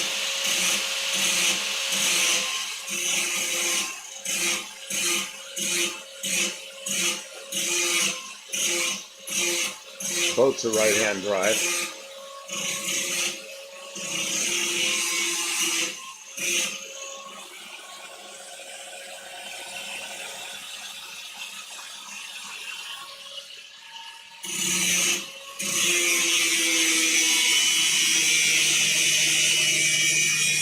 I can't talk over the noise.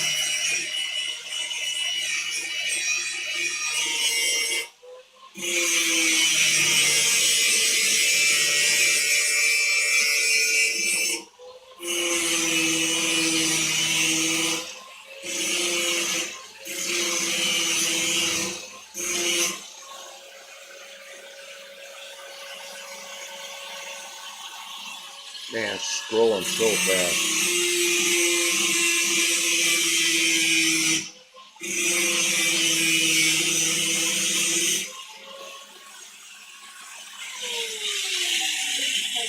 Something that Sayer said, it's just scrolling back. I can't read the whole thing. Yeah, it went away.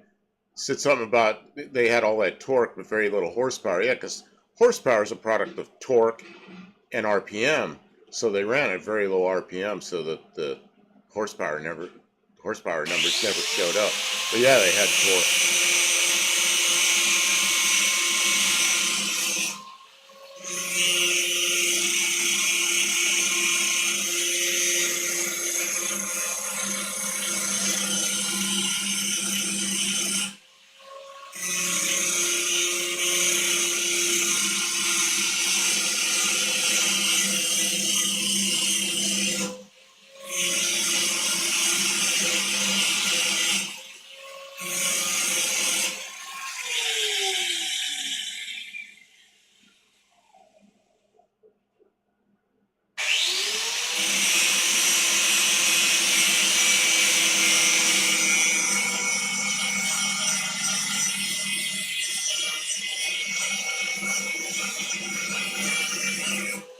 I want to talk, but it's a lot of noise in here.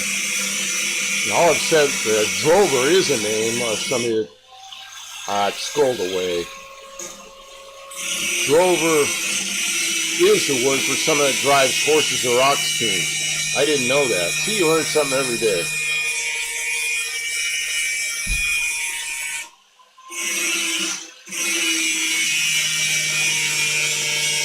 Left-hand drive makes it easier to shift with the right hand. Hey, you know what? What really gets me about right-hand drive is everything's backwards except the clutch and the gas and the brake are all in the same position. They didn't put the gas over there next to the tunnel and the clutch over here next to the door. Imagine if they'd done that, how screwed up that would have been. Solid 318 just right. Turn backwards is how you drive automatic. It's easy. Very few vintage Detroit diesels left in Illinois. They're good engines. Barrow's laughing about something, I don't know what. Dean Steve said horsepower is a product of James Watt. I'm getting two of them 66-inch Husky tool chests like the one you have, but they're like 1,700 Canadian dollars now. Yeah, I bought these about, shouldn't have moved my neck like that. Yeah, I bought those when they were on sale. I'd be in, they sell them Home Depot here. I don't know where they are up there, but I walk in, they were on sale, and I grabbed them. I grabbed one on sale, and then in Maryland, And then I was in Yuma, Arizona, and I grabbed the other one in Yuma. It was on sale.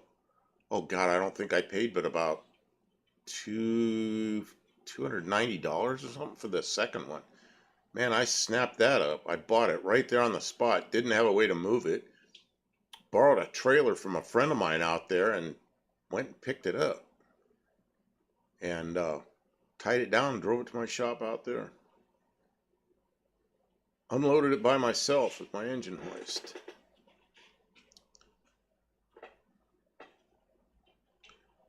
Right hand hangs onto the steering wheel to whip it around while the left hand just flicks a flimsy little lever about. Yeah, I didn't have any trouble driving in England with this hand, but man, I'm glad that pedals weren't backwards. Never argue with the divine order of James Watt. Say what? Dexter Wolverine Garage. I want to see a Detroit 12 V149 in person.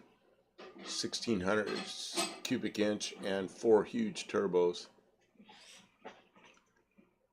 We can hear you. Okay, thanks. Thanks, Wendy. It's just hard when that grinder's going. It's really I look down there at my tape gauge for the mic, and it's like way up there, louder than what I'm talking.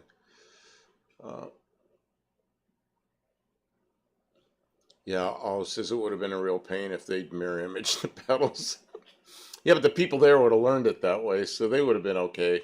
But if I had to go to England, that was backwards, man, that would have been tough. All right, I don't have a lot more to do, but I do have to. Yeah, more grinding. Just a little more. Grinding. Okay. The welding didn't work. Oh, okay, whatever.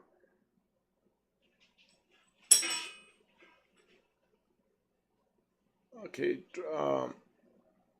used to have semi at one of my old jobs, worked 09 to 14, Detroit 6071, and it uses a tow rig for semi-trailers into the shop.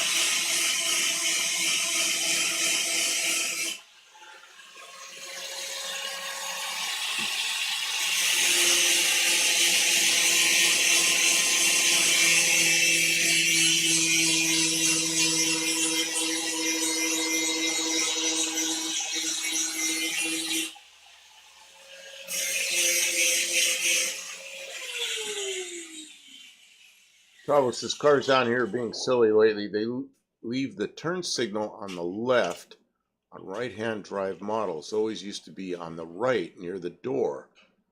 Oh, they swapped it around. You know, there were some European cars I remember that were backwards like that. And I don't remember which ones they were. Maybe some of the Renault. I don't remember what they were, but I remember some European cars like in the 60s where the turn signal was on the opposite side. I remember MGs, like an MGA, the turn signal was a knob. It was a knob with a timer on it instead of a thing that would cancel. You turn it, tick tick tick tick tick tick tick, and it would shut off because of a timer. I would love to take you up on that offer. Okay, Canadian Diesel, we can hear you over the noise. Your mic works good. Good, thanks for letting me know. Let's see here. Sorry, everyone. Ford I'm Australia done. and the Japanese did it right. The West Germans sent Cortina controls to the UK on March.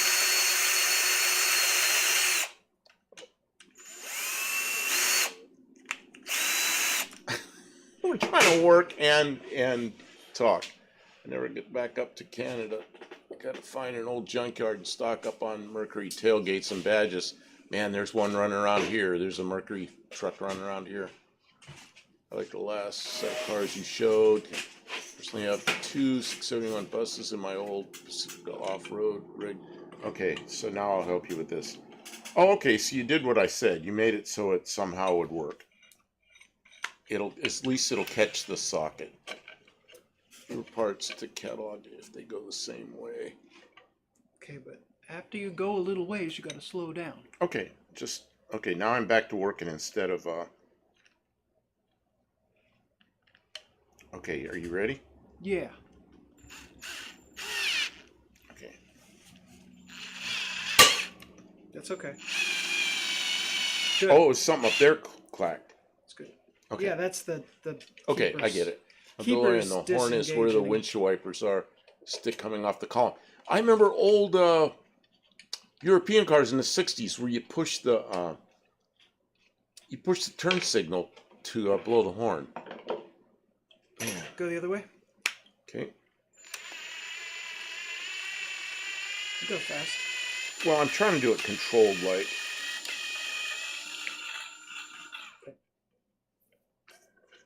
Okay, more. Something dropped. If you want to indicate right, just turn the window wipers on. International New Zealand signal for 4 years. Okay. I'm kind of paying attention to Kim right now, so Good. I'm not reading very well. Okay, you ready? Mm-hmm. You got to tell me when to stop. Almost there. Good. Okay.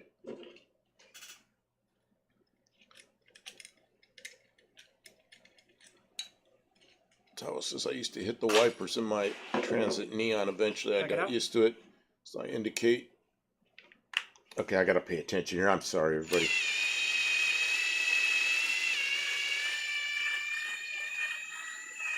Stop. Is it out enough to move? Mm-hmm. You marking where this? Oh no, the valve. It doesn't Go ahead. matter. In. Wrong way.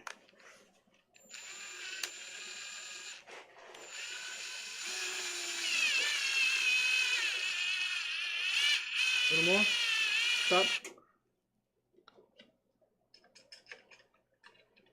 Yeah, my MGB was like that. Horn was. You know, I used to drive an MGB around. I bet that was one of the cars that was like that. Come on. No, it's being difficult. Not yet. You got it? No. Okay, go. More? No, back it out. Back it out.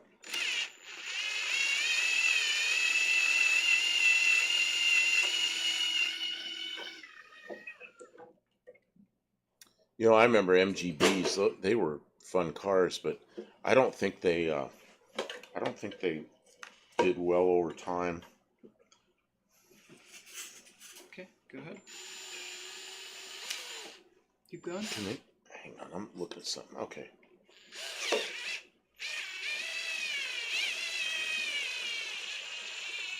Good.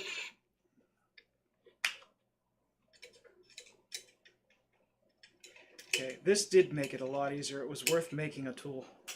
Oh yeah. Okay, back it up. Rather than cranking that thing by hand. Oh man, it was just like work.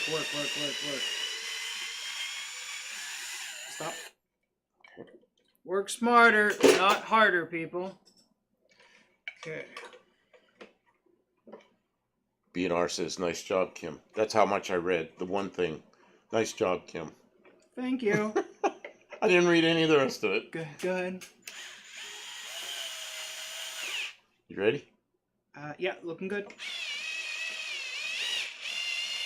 Good. Okay, back it up. Good.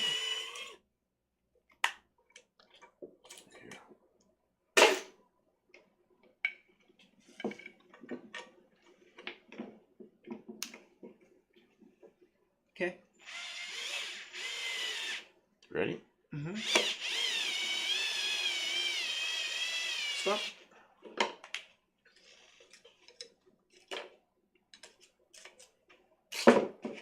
Good.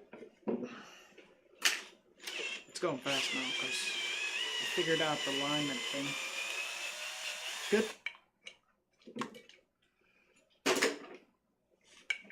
Yeah, this seems to work real well. Yeah, this is a breeze for two people.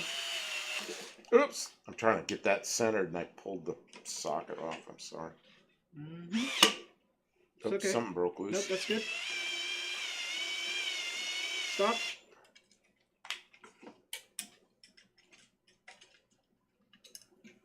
Okay, go ahead. Okay. I was dreading this, and this is easy now. You're dreading it? It's easy. But it's easy, yep. The right tools make light work. Okay, we can do a tool short on this now. I just glanced up there for a second ago. It looked like somebody said that they're going to do a video on how to do this without tools. I think that's what it said. That didn't make any sense to me, but Good.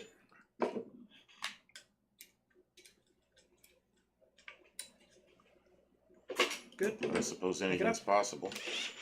I mean, you can do it without tools. Oh, like what? Uncle Tony can do this with a rock and a rock. No, he the first video I saw Uncle Tony do, the first time I saw him, he did a U-joint with a rock.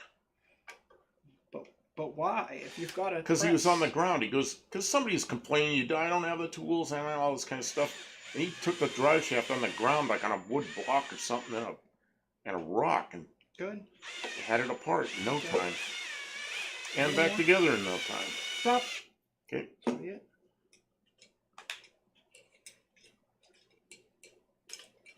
Cherry pick. Sometimes you need tools.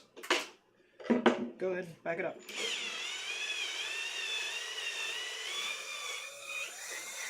Go. Is that it? Yeah, it's all of them. Ooh, that's warm. Oh, it's warm because you were grinding on it. Because I ground on it, welded on it, and then ground on it. I'm not proud of that, but it's done. So. Okay, Kim's valve spring compressor is slick. BNR says that. Lapping paste. I've heard lap blenders like it too. From Kimberlini. Nicholas Dumbrava. Impressive method of compressing valve springs. Nicholas, welcome to the chat. Yeah, I want to show Kim, hold up the tool you're using on that end. Oh, okay, yeah. They can see the C-clamp. But Go ahead, hold it up there for him. She made this little thing. This fits over the spring. Here, and then you push on this, and it leaves room in here to take the keeper out. I got a spring you could show.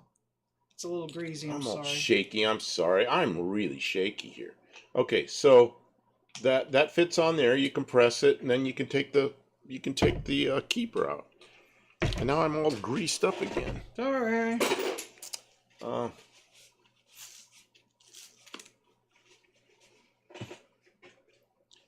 Thank you for using the magnet. Actually, I don't think she used a magnet. She used some other little tool. I just used a ice pick. She's just snagging them with ice picks her fingers on in there. So she sort of took your. The new tool that I have though makes it way safer. Yeah, and then the chances of that tool slipping are pretty darn slim. It clips on the keeper. It's made for the correct size, so it fits on there tight. The other one I was using was Sketch. Sayer says he can do it without tools. He says, I have freakish hand strength. No, you cannot. No, you cannot. And then he says the best tools are the ones you make. Yeah. I can do them on a lawnmower with my fingers. You know what? No. So when we did a video on that tool, and somebody commented, they said, don't be cheap, go out and buy the right tool. And I'm like, we don't have a lot of money. So we have a lot of scraps. So she made that thing, and it works so well. Why not, Is that a 6 or is that a 9? Yeah. How can you tell? Ask the chat how they can tell if it's a 6 or a 9. Whoever can give an answer that's Kim wrote this. Is this a 6 or is this a 9? Kim, what'd you do? Do you know what it is? I know what it is. Oh, okay. So you know what it is. Stick your finger over the valve stem as you pull them out to see if you can get the pop. Stick your finger over the valve stem as you pull them out. See if you can get the pop. Okay. Okay, undercut. That's a style with your boomerang towel. Okay, that's some kind of down under stuff. But why? I want the answer written in. They're all saying, okay, one-eyed cat, 6. One-eyed cat, you get 1 point. Wait a minute. Nicholas Dumbrava says 6 for sure. Barrow says 6. Dean gets 3 points for explaining the answer, and One-eyed Cat gets 1 point for giving the correct answer first. And you have to keep. Oh, and then Mrs. One-eyed Cat says 6 way down the chat because One-eyed cat told her. No, she's just probably typing on her phone. So, Because there ain't 9 valves, 9 sets of valves in a slant 6. And you don't have to number them sequentially, you just number them in the cylinder because the intake and exhaust are way different. what did Dean said something about the 9. Where is it? Oh, the pop will tell you if they're still good? Because there's not a 9-cylinder Chrysler. Well, it's a 6, so there's more than 9 valves. There's more than 9 The valves. intakes sound better than the exhaust. Let's see. I expect it would be messier if we'd written from the other side. I was watching Steve Morris last week, best engine builder in the world now. His LS M $400 valve string compressor in use. Kim's is better. Oh, I like this one. This is one of the best ones I've seen, is one Kim made. Yeah, Steve Morris, he's interesting to watch. Did you watch when he had that dyno explosion? Oh, man. That's a scary thing.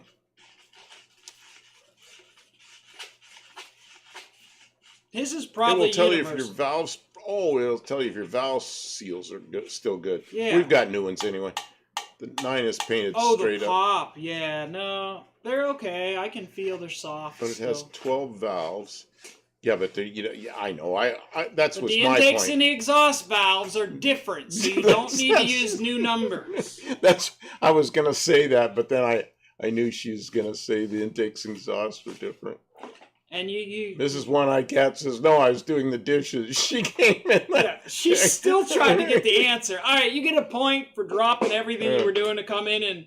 I hear give an the answer. pop is to check clearance. Everybody gets a point. Everybody who answered 6 gets a point. A 6 looks like a 9 upside down, but If a you 9 haven't must be. said 6 yet, you better say 6, and then you can get a point. But a 9 must be written different to an upside down 6. Great suction. Okay, headed to. Oh, Dougster says, okay, headed to the big day tomorrow. Have a good time. Dougster, thanks for coming by and spending your time here. It's fun having you here, man. But have a good night. Tawa says, good valve to, I think that's high clearance will create a slight vacuum pulling them out.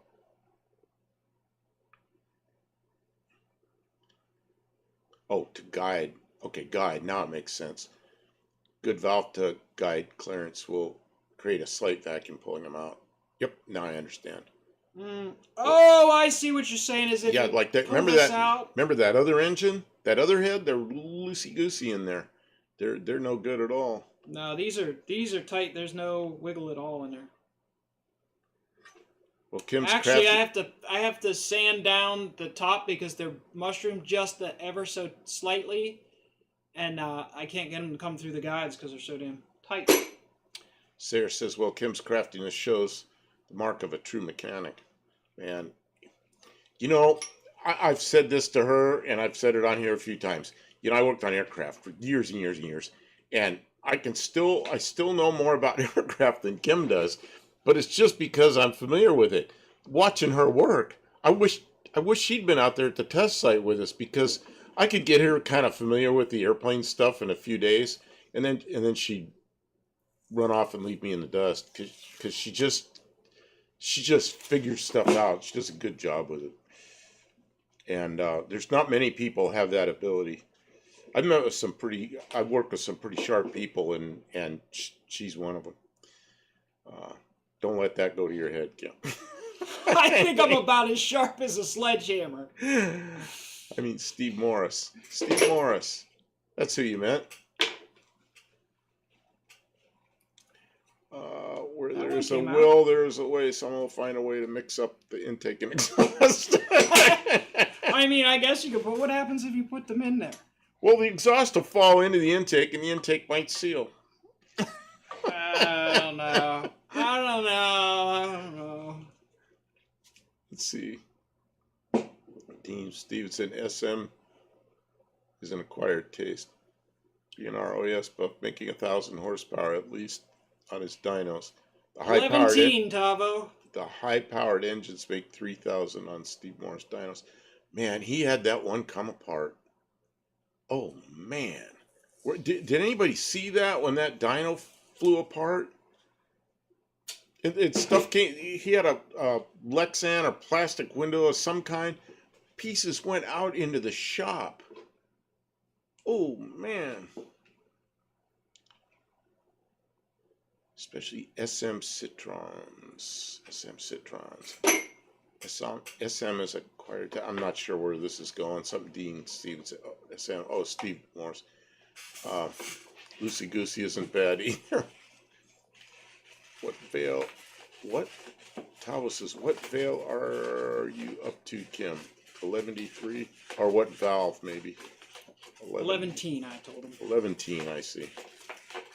Sarah says, never try and use a spark plug as an igniter on a jet engine. It does not work so well. Oh, No, okay. Bell helicopter incident of 1992. They have a thing called spark igniters, which don't look like a spark plug, but like when you're starting a jet engine, you hear it start winding up, and then you hear it. I don't know. There was one I remember. It came out 7%. You hear tick tick tick tick tick tick tick tick, would start going, and as soon as you hear that, you'd hear woof. When you hear that woof, you'd know that that's when the fuel started spraying in there. So, it's a sequence of events during the when the engine's cranking. There was one we did that was 7%. You'd hear the spark igniters come on, and then the fuel came on at some point. But it was cranking pretty good by the time the fuel came on. And then it'd be like a slow, oh man, the EGT would go way up, and then it'd come back. The EGT would come down as the RPM went up. But you had to pay attention to that.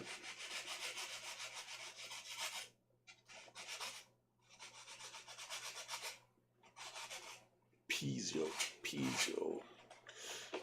Oh God, this is really warm in one spot. I'm still, like my leg's like really hot. And the rest of me's kind of cool. Piezo electric knot creator igniter. Sounds like a vector jet engine. The one that I was thinking of, we used that tick tick tick tick tick tick tick, and then you hear it go whoop. It was a 85 series Garrett Air Research, which became something else. Garrett Air Research 85 series, which was an auxiliary power unit that was used in C-141s on board, and then there were different versions of that engine, and then there were some that were used in AGE carts, aerospace ground equipment carts that supplied air pressure. You could drag the cart over and hook it up to the airplane, and then it would supply air pressure to the aircraft with ground equipment. So is my gas grill a jet engine with the spark igniter? I hear that noise when I light it. The closest thing to a jet engine are those heaters that stink. Those, what are they? Turbo heaters. Turbo heaters. They're long, skinny. They're like an old jet engine, but they smell like, I don't know. They run, what do they run? I think they run diesel or propane or... They don't run propane. It's kerosene. a liquid. Yeah, probably kerosene. You could probably run diesel in them. I don't know. Normal Air Garrett. Yeah, I was doing this 50 years ago, and they were called Air Research. And then Garrett Air Research. And I guess it's become Garrett, or I don't know what. These companies change over time. I'm not an aircraft mechanic, but I did restore a Cessna for my little brother after he got his pilot license. Then it was unsold to Borg Warner. What kind of Cessna did you restore? I used to fly a lot of Cessnas. I learned to fly in a Cessna 152, Cessna 150, both of them. Oh, and then I was also flying a 172 during my training. So by the time I got my license, I was checked out in 2 airplanes, and right after that, got checked out in a Piper, won some version of a Piper Cherokee, and then Grumman Tiger right after that. So pretty quickly I was checked out in several airplanes. Oh, and then the Cessna 172. As soon as I had my license, I went on to my complex, working on commercial as a Cessna 172 RG, which is a retractable. Yeah, I'll get it out. Retractable gear version of the 172. There was a name for that airplane too. Oh, the Cutlass. Cutlass was the cheapest uh, rental I could get. It was a complex airplane. And I kind of liked that airplane, but you couldn't do everything. You couldn't get a high performance check out in it because it didn't have enough power. You had to move on to the 182 RG, which I did that as well. Man, that was a long time ago. Those airplanes, those were brand new airplanes then. License, and then it still flies. So I must got it right. But Jack James High in Calgary has aircraft mechanics. Kerosene 32 for that jet engines. Kerosene 32. I'm not sure. In the military, we used JP4, JP7 for the SR-71s. And that was a big deal because they had to take fuel samples before they took off. Because you could not have any contamination of the JP7. And sometimes the tanks would have both fuels, so they had to completely purge the tanks. And then the JP8 more recently.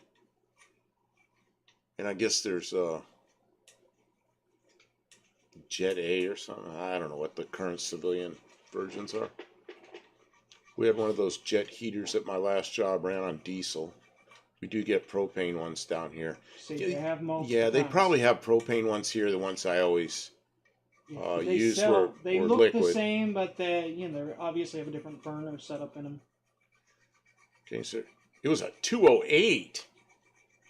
208? 208's a jet, is a turboprop. I want to put a little putt-putt plane. I want a little putt-putt plane. A Beach 35 or Cessna 172. But too old to start looking for something new like that. Build a home built. Of course, that's a project. Yeah, that's a multi-year investment of time. In Australia, there are still some. Who's big down there is the. I should know the name. I can't pull the name out. Jabiru. Jabiru's home built and kit airplanes and their engines and everything. Jabiru's in Australia, but we sold airplanes down there. The Titan Tornado. There's some of them in Australia. There might be more of them in New Zealand though. But there was a dealer we had in Australia for a while, and that's a pretty simple airplane. That's a pretty safe airplane, and pretty simple. That's what's nice about it. It's simple, and they don't have a lot of maintenance issues. Sarah says I have kerosene 32 here I use in my forge, and also a little homemade jet engine made out of a turbo. Oh, I bet that's interesting. Just make a self-powered turbo. I was not a licensed A&P. I was a 7-level jet engine mechanic in the Air Force, and later I went the engineering route. So I ended up designing complete aircraft, and then I got into, of course, that made me do the flight testing, and then I ended up working for the military again, and in a flight test facility in Arizona, and I did that for maybe 15 years. But we didn't need it to have an A&P license for that. My Air Force, what probably got me into that was that I had successful designs out there that were well known, and I had in the home built side of things, and then I had a 7-level jet engine certification from the Air Force. Sorry. Loud noises. Let's see, always fuel sample. The old Bells and Bush pilots flew, did samples. It was fun working on them. Kerosene down here is supposed to be dyed blue. Or I buy it from the pump, it's clear. Jet 8. Up, I don't know about there. Here, if you buy it as kerosene or something that's meant to be used in a heater, it's got a red dye in it. If you get caught with that fuel going down the highway, you're in trouble because you didn't pay the road tax. Because the stuff that's dyed red has no road tax paid on it. So, yeah, it's a big deal. So it's clear. I guess it's clear, the stuff going down the road. I don't know. I don't drive anything that's a diesel. Has Kim gone to sleep? She has her head on the block. No, she's over there. The valve stems are flared just a tiny bit, so she can't pull them through the guides without tearing the guide up. So she's filing just that little ridge off there. So whoever trimmed these valves to length left a burr on them, and then whoever installed them the first time just pounded them through. They didn't care, but I'm gonna end that process now. Tell us, just getting the license to fly down here is a big part. Too old for that. Man, you know, so many people I knew. See, I sold airplanes for years. And so many people I knew were in their 60s. They finally, they worked their whole life, supporting a family, trying to pay their house off, doing all the things you got to do, getting their kids through college, all that. And now they're 60-something. And they always wanted to fly, so they go out and get their pilot's license. So now you've got a person that's in their mid-60s that's just learning to fly, and that's a tough thing, you know. And then they build an airplane, and a lot going on there. And I learned to fly when I was pretty young. Well, I started flying when I was 15 years old, and then I didn't have the money to get my license, so I was in my 20s before I went back a second time and got my license. So, but then I'd flown for years and years and years before I started building my own airplanes and flying them. And you were curious, so you were always learning about it for a long Well, time. I never quit reading. Cessna to a Caravan I got is cheap, and he wanted to bush work, so it worked as it was able to handle pontoons. So a Caravan on floats, I mean, that's quite an airplane. That's not an inexpensive thing. Jet-powered, single-engine, pretty big airplane. But it needed work and recertification. BNR says, wow, interesting background you have. Yeah, I was Air Force for 10 years, then I did civilian stuff. Well, and I had 2 radiator shops, air conditioning, and but I'd fly recreationally, and then I started building my own airplanes. Well, I started doing cooling systems because guys were they had their home-built airplanes, and they were putting automotive engines in them. So I started building radiators for the home-built, you know, for the kit crowd. It was putting automotive engines in them. And then I started building airplanes myself and designing my own airplanes and flying them around. And then there was a guy in Ohio. I was in California. There was a guy in Ohio wanted me to go to work for him, design a new airplane for him. He didn't just start designing airplanes and flying them around. He started incredibly successfully building the airplanes for himself and flying them to shows. To great people were amazed. Well, there was a guy that, she didn't know me then. There was a guy that I really just know wanted the real story. He wanted me to go to work for him. And it took him about a year to convince me to go to move to Ohio, and I did that. And I did a couple airplanes for him. Actually, I did several. I did two that became commercially successful. I did some other ones that I would call what do you call the concepts? Like concept cars, concept airplanes. They fly, but you take them on an air show, and for some reason they decide not to put any effort into making a production airplane out of them. So, and then one of the airplanes that I did, which was the Titan Tornado, there was a company, a defense contractor, used it to make a UAV out of it. And I got involved in that project, and I worked with them, the company I worked for, and with them. Eventually, Titan Aircraft was in, from the Titan Tornado, they were in Ohio, cold white north. I don't like cold. I was there for 15 years, and I just had enough of the cold. And that's when I moved to Tennessee. And I didn't care what I did when I got here. I'd figure out something. So I have welders. I can work on cars. I welded lawnmower parts, fences, whatever I could do to bring a buck in. And then the guy that was the defense contractor called me, and he wanted me to go out to Arizona, and they were flight testing one of my airplanes out there. He goes, "We're having trouble with it. Can you go out there and help my guys?" I said, "Sure." So I went out there, worked for him for a week. He asked me to stay another week.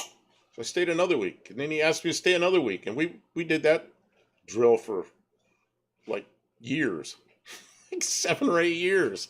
Can you stay another week? Can you stay 2 more weeks? That kind of crap. And he moved me to England, and I worked at Farnborough in England, and then I worked in Maryland, and then back in Arizona. So I worked with this guy for years and years in the flight testing, and it was pretty good. Best job I ever had, most fun job I ever had. Working out in the desert on all kinds of airplanes, and yeah. And then they lost their last contract. Man, that one was so I basically retired, just quit. Very expensive, drawn-out process down here. Yeah, I bet. I mean, it wasn't a lot Although less. it used to be worse. What I heard is in Australia, you used to be able to have a home-built airplane, but you weren't allowed to fly across any roads.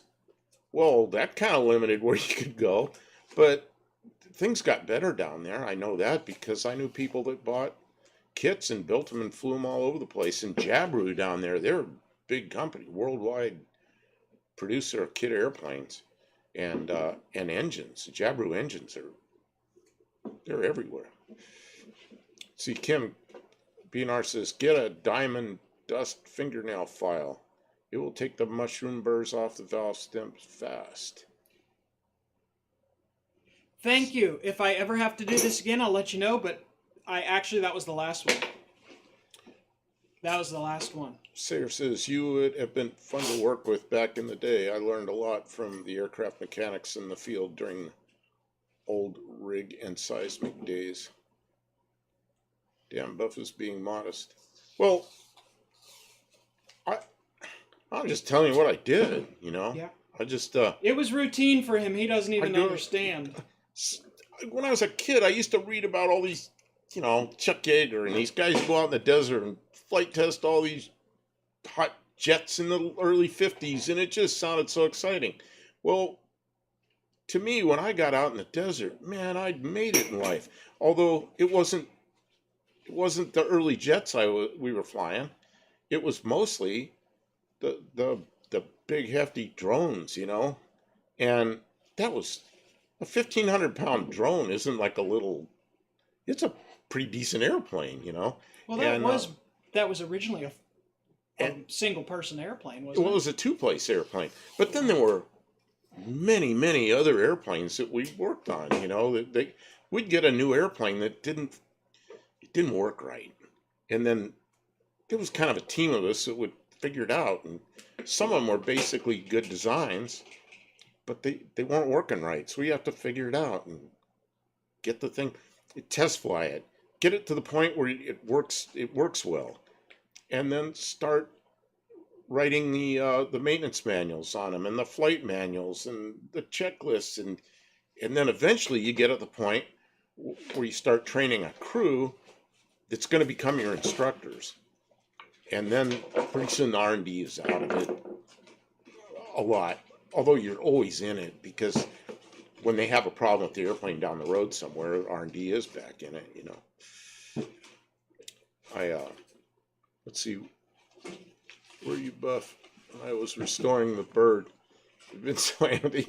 I don't know. It's like certified Come on, stink bug. airplanes that are. Away. Yeah, I didn't work on a lot of that. I worked on big, hefty, giant jets, C5, C141, huge airplanes.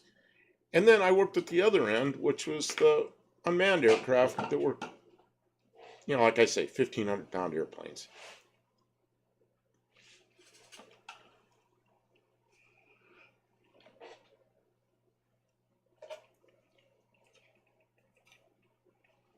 Yeah, New Zealand and Australia have gaps, but civil aviation is always a hard task, master. Hey, how far is it from, like, the nearest spot in New Zealand to Australia where there's a small airport where you could fly a small airplane across?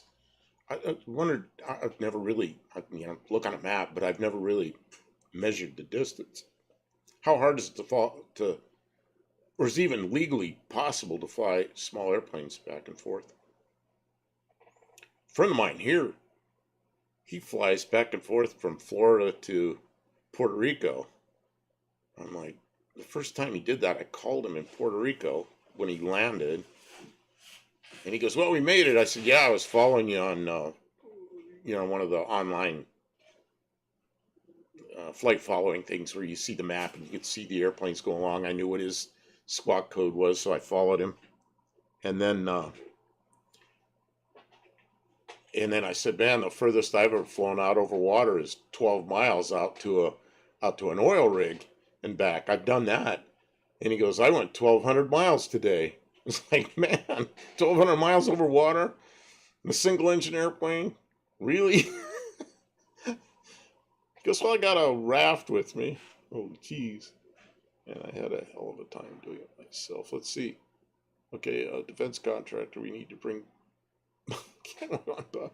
New Zealand and Australia have gaps. Okay, aircraft mechanics, the next level compared to diesel and millwright stuff.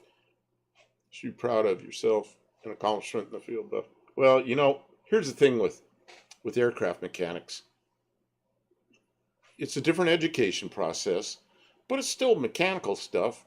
And with the newer airplanes, it's all fly-by-wire. So, it's a flying robot.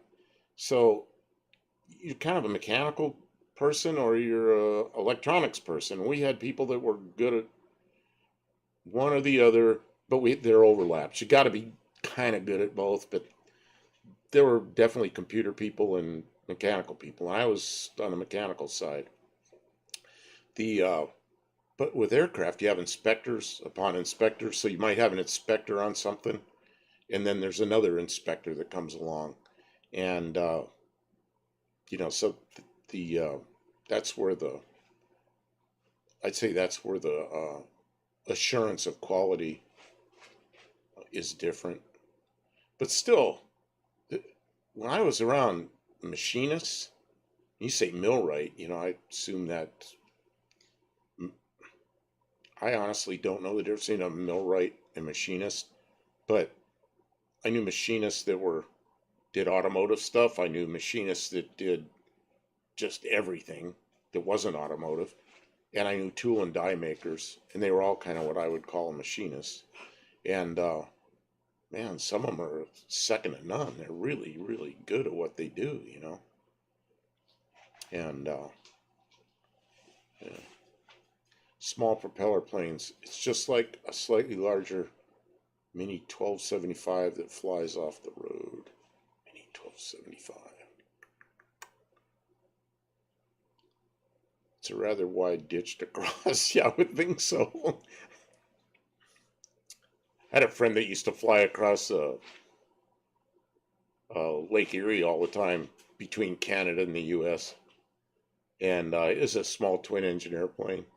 And I grew up flying in the mountains in California.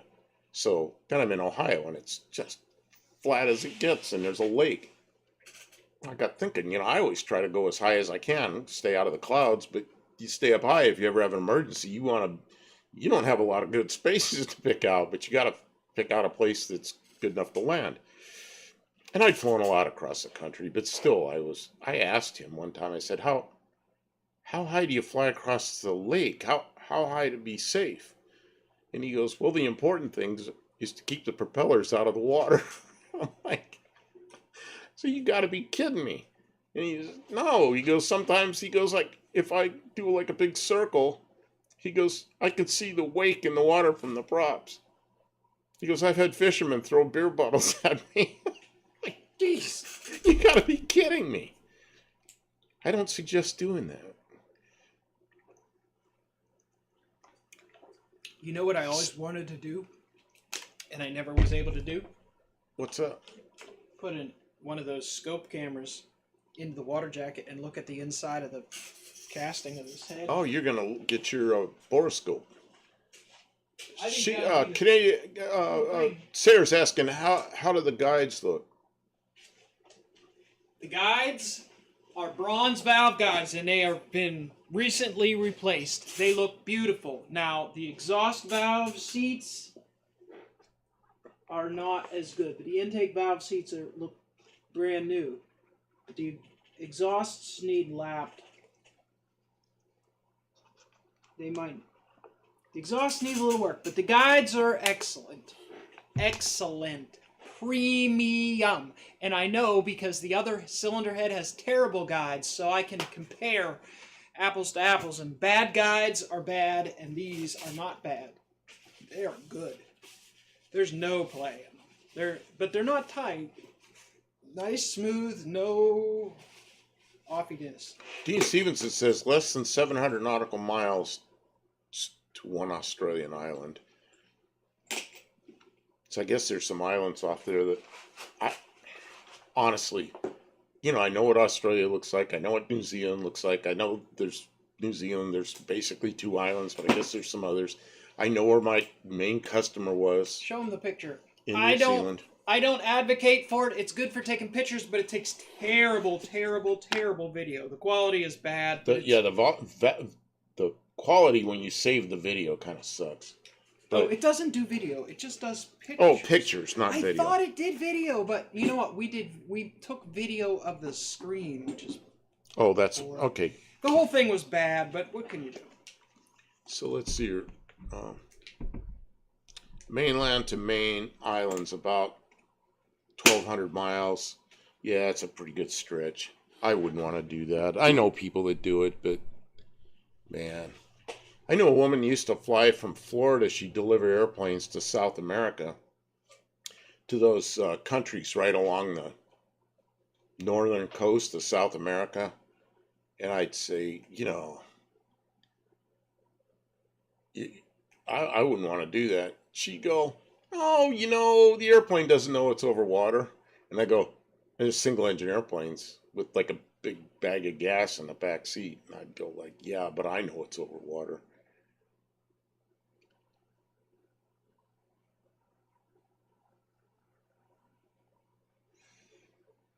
Let's see here. Sarah says, perfect, Kim. I'm sorry, I lost my place here. A millwright is like a large job machine shop, heavy industrial equipment, rebuilding, repairs. I see. It does record video. I figured it out. It does record video, because I thought we did record some video. I thought we did too, but I couldn't figure it out again. A gimbal allows you to remote fly a Glen Martin jet copter. That's what people are seeing lately. I don't know. I have a friend that works in a millwright shop local. But he, not sure how, the words aren't right. But he is excellent precision machinist.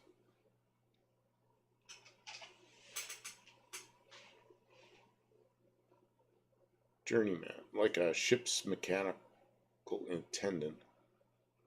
Tommy Hamlin, I'm looking at a TV program where they're flying over the Lake District of the UK by hot air balloon. Beautiful scenery. Yeah, I've never wanted to go up in a hot air balloon though. I know a guy that went for his first hot air balloon ride, and it was early in the morning. We were at an air show, and it's like 6 in the morning. He was up there for a while and came back down. He says he is really calm in the morning, and they went up there, and he says they're just sitting there, and he goes, the pilot goes, "Oh, I think we're moving." And they were trying to go to the other side of the field and land. They never did get to the other side of the field. They had to land first. He just thought it was so funny they were flying, and the pilot's like, "I think we're moving." Sarah says, what I do is millwright, heavy duty and factory. I do fabrication, milling, electrical, some carpentry, plumbing, gas fitting, but jet engines scare me. Well, see, I didn't do any jet engines. In the Air Force, it's like you got what they call technical orders, which is like a manual, and you step by step. And you go to school and you learn some things and you get additional training, but it's step by step. Take it apart, put it together. Don't do any machining. You don't fix anything. You don't fix any parts. If you have a bad part, it's either you replace it or you send it in for repair, and then you get it back, or you get another one and use that. It's pretty straightforward stuff that can teach any 18-year-old. Well, as an 18-year-old, you're probably like a 3 level, which is our apprentice, and then you become a 5 level, and then a 7 level. And a 9 level in the Air Force is a management position, so you're not really, 7 levels probably it as far as mechanicing goes. So what I do is see Tommy up and away in my beautiful balloon. Yeah. Kim going to deck the head by hand. I thought about it. She's done that before. She cleaned up the block with I don't know, you probably all hear with that big old thing.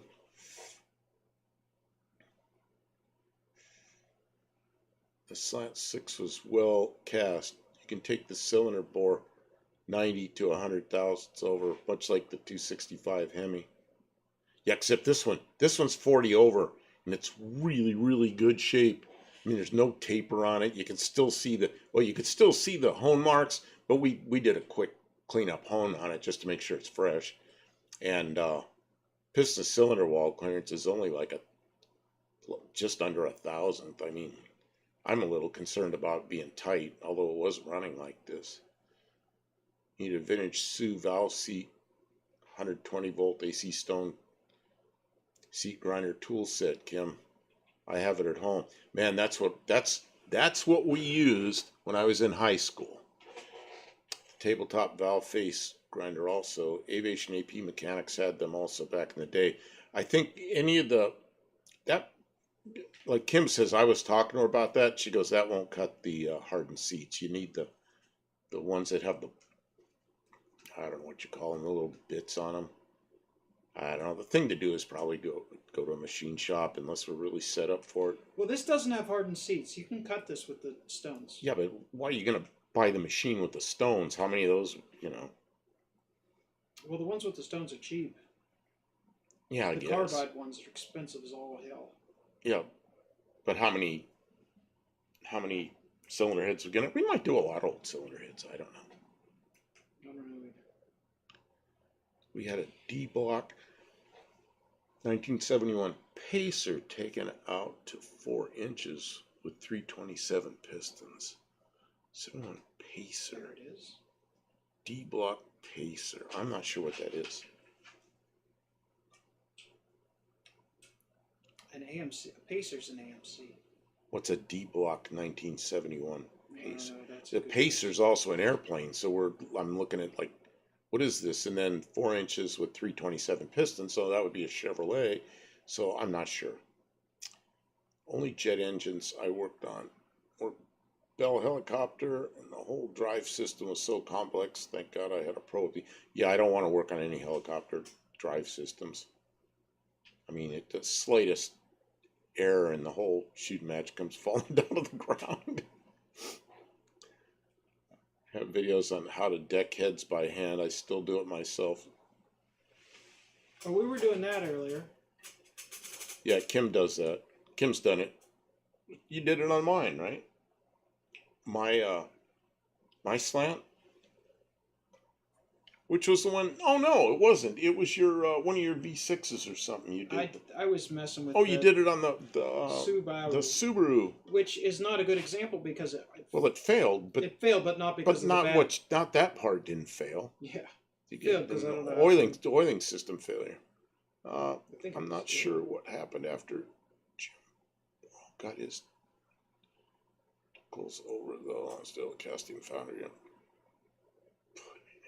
I don't know what that's all about, Dean. You can use iodine to find crack in the head or cast iron. Did you know that? You know, I thought magnafluxing was pretty easy, but well, iodine, I guess you'd use. I guess that's like what did they call that in the Air Force? We call guys from NDI, which is non-destructive inspection, and they'd come in and they'd put a dye, and then they'd go over with a black light, you know, with a Oh yeah. and they'd find cracks that nobody could see. Well, once Man, you I found cracks leading edge of there was an airfoil. It was a leading edge. It was titanium, and I just got good at finding that. And I'd go, I think that's a crack, and the NDI had come over and they go, man, you got good eyes for that. And I go, yeah, I've been inspecting this stuff for a while, and I found a lot of leading edge cracks in the titanium. And then they'd send it somewhere and weld the titanium and finish it, and it'd look really good.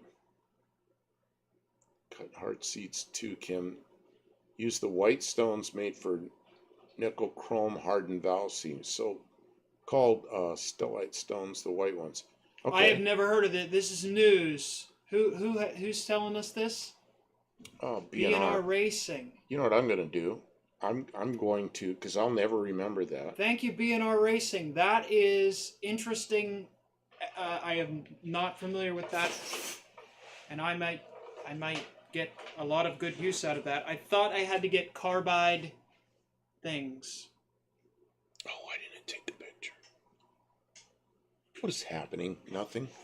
I'm trying to take pictures of that screen so I can remember all that. What the heck? Okay. It's not taking the picture. I think it took the picture that time. See, I do that when I want to...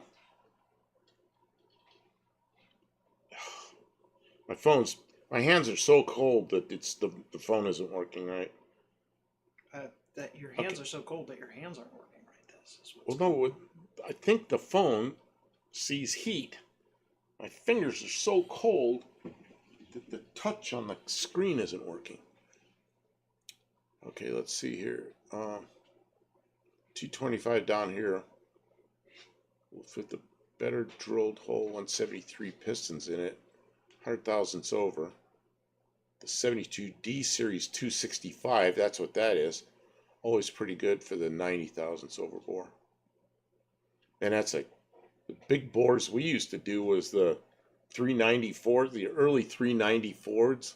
We'd bore them 80 thousandths and use 406 pistons in them. 406 had the same stroke. The only difference is it had a forged crank, but we couldn't get the forged cranks easy. We didn't have any kids. We didn't have any money. But we'd build a 406 with a cast crank and never had problems with them. But, you know, we had the inches. 80 thousandths bore. Of course, the Chevy guys were the 283s that bore them an eighth inch, 125 thousandths. They could make a 301. Thick walls. Let's see. Ruby red stones work great on cast iron, cast valve seats. Mike Stacy's awesome engine got downgraded. That's sad. Even the factory E34 Hemi 245s were 40 thousandths over and 250 cubic inches. D block is the U.S. designed Chrysler Hemi 215. Okay, I see. I never heard it called a D block. I didn't know what that was. But I'm really well aware of the engine because all the videos and stuff that Tavo's done. That would have been the D33B1. Okay, he's explaining what all those were. Basically, Check this a out. Ford Big Cool. Big Six with shared A small block heads in the non-cross flow form. Okay, I'm going to take my eyes away from the chat. Okay, what are you doing? I'm supposed to look at this? Okay, let go. Something's. Oh, I see. It's You're not tangled. It's like still attached. I've left the picture now because I'm sorry. I didn't know I that. told you to look at it, not move it all Well, around. I was trying to get it so I could do that. I was going to show it to everybody, but I didn't know. Oh, if you want to. I didn't know those were all tied together. Okay, here, I'll make it work. Okay.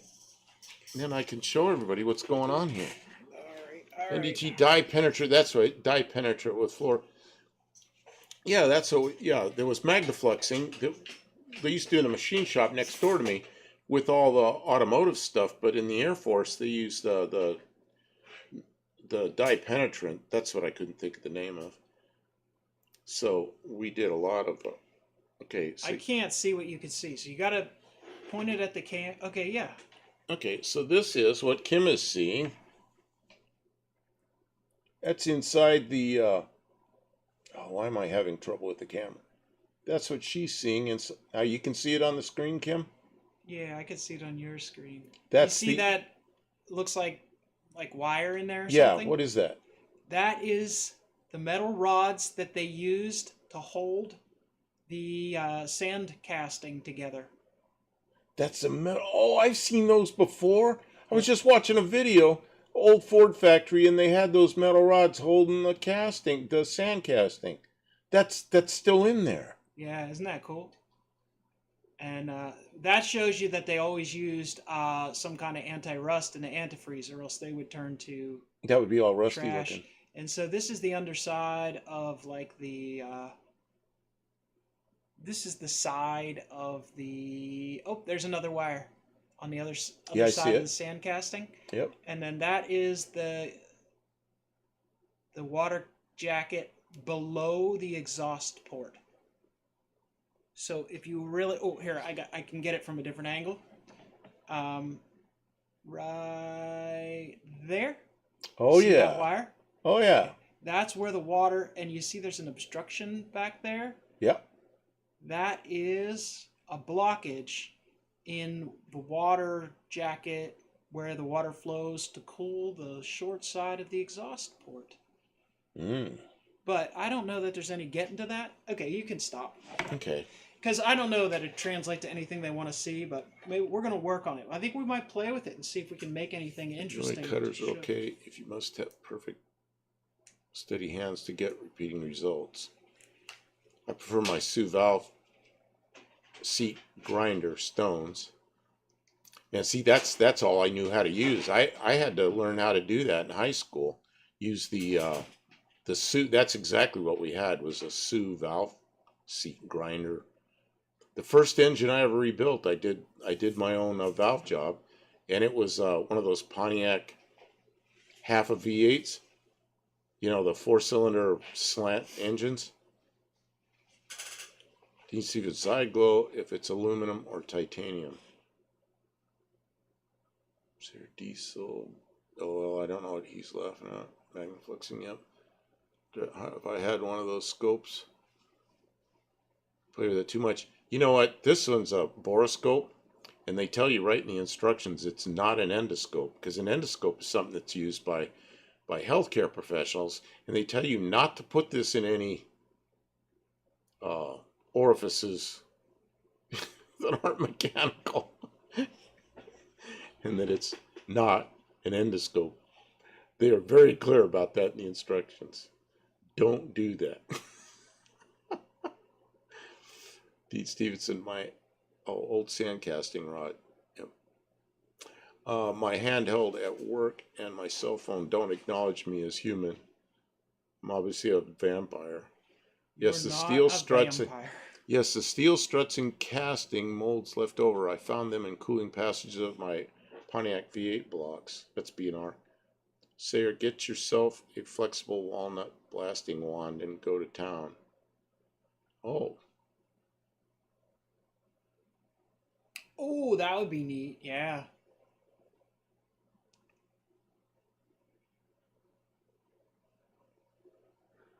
Dean Stevenson song. I'll get a doctor to take your picture. God, what was that? I remember that song. Oh, I remember that. Dean, what was that song? I remember that. I remember that. Iron tie wire. Used on holding rebar. Dean, what is that song? What cannot I handle 90 psi? know that song. I just can't think of the rest of it. Actually understood something Dean is saying about music. I'm proud of myself. I could just hear that part of the music. I actually understood something Dean said. It's amazing. Well, he does this. He's a musician. I'm not. Yeah, he knows the stuff. Okay, B&R Racing. I have old videos on my channel doing a 3-angle valve job on my 76 Pontiac 455. Long videos, 2 parts, about 20 minutes each. Yeah, that'd be interesting. Who does? B&R. I'll check them out, BNR. I've seen a bunch of videos, and usually it requires it don't have, or it is using Tools equipment, tools I can't afford, or there's. I understand the process already, so watching somebody do it on something that's not specifically like this may not give me information. There's. But, God, I remember this so well. But check it out. If you don't know anything about it, B&R Racing has old videos. I don't think if I had a moderator in here, I would ask the moderator to post a link to your channel, B&R Racing. Here's what I'll do. I'll do this for you too, Kim. What I remember well, learning what a 3-angle valve job was, and I remember that Pontiac. It was a half of a 389. You'll probably know the engine I mean. I took the picture, and I had to do a 3-angle valve job on it, and it was, I don't know, it was kind of fun. It was in 1971. I was a senior in high school. Or no, I was a junior in high school. I was a junior when I did that. I'm not unfamiliar with how a valve job works. It's just, and rarely have I had the opportunity to invest the time and energy in it. When we did the, Wait a minute, you're mowing over everything here. When we did your car, what the hell did we do on your car? You were gonna clean up some little stuff in the ports, and you got a Dremel tool, and then you gotta put that down right away, and then you got a die grinder out, and you spent 4.5 hours doing one of the nicest port jobs I've ever seen. It didn't really need a valve job, though. No. It just, I lapped the valves. You lapped the valves, which did a really nice. For the sake of it, but port job. It was okay, so I didn't have to do a lot of. Really, see, this is. The minis, you could have an 848cc 52 cubic inch engine or a 1275cc 78 cubic inch engine. You could bore the 850 out to 1251 by offset grinding the bore spacings and make a fake 1275 with 48% more. So you offset the bores. Whoa. So how did it line up with the crank? Man, Google search window. Show BNR Racing unless the channel is different name.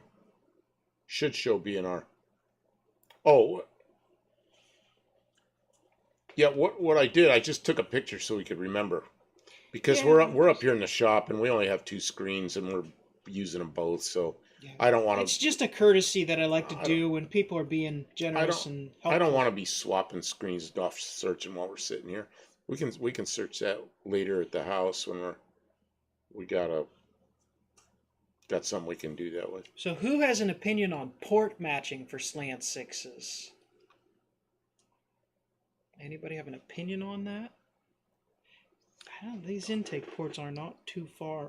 Iron tow wire would be seen when you overed the 850cc cylinders out to suit Hillman Imp pistons. Man, a Hillman Imp, I haven't seen one of those in probably 40 or 50 years. They were around. We didn't have many of them in the U.S., but I used to see them around sometime. They looked like they looked kind of Corvair-ish, but smaller and kind of cuter. So David Vizard in 1976 explained how to offset bore a small Mini A series to make it 48% bigger without any external changes. Holy moly. That's a lot Oh bigger. yeah, the vapors turning Japanese. I have that on vinyl. It's probably somewhere. Bought it when it first came out when I was still buying vinyl. Oh yes, pretty funny. I couldn't think of that. See, when this gas is on here right, those ports already match. I don't know if somebody port matched this. Somebody did some Already? work on it, didn't they? They did a little bit of work, but I don't know if they did port match. I It can't. sits really good. Yeah, but you look at this, it doesn't look like that's ground. This might. That does. Yeah, that one does look a little bit like it's. So maybe they dressed it up enough so it matches pretty good. Well. Nah, it still has the factory casting. That's just a good casting. BNR Racing. Have to type exactly. Others with same name, but only one of me. Oh, so you have to do it. Oh, B. Okay, I gotta get that right now so we don't mess that up, because we'll mess that up. So there's spaces. You're saying there, you have to search with the spaces, not with the. Okay.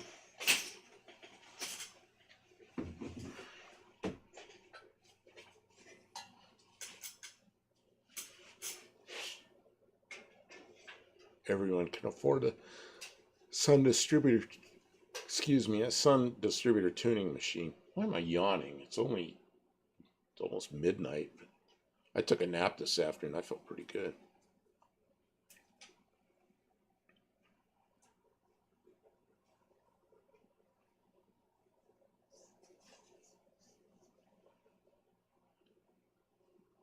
It's good practice, Kim. Gasket matching details. Most power gain porting valve bowls and the valve job. Bowls and in the valve job. Man, Yeah, I believe. go look at. Oh, okay, it's over a year ago. It's in one of my videos, not in the Kim Fixes thing, but it's in the Buffdale Campo. Is that she did a the port job. Took her a long time to do it, so it's really edited, but it's her talking about what she's doing and what her methods were, and it's pretty interesting video. And it was probably 14 months ago, maybe something like that. But you can go back in my videos and find it. See, right, it'd be okay to make me a mod tonight. Isn't a great one to ask typing accuracy of me. One man trail. What the heck are you doing? Hey, one man trail. Yeah, I'm buff. I know who you are. I've been to your house. In Yuma, right? You're the guy that built all the stuff on all the great machine work and welding and everything you did on the back of a Toyota pickup. I think you're the guy.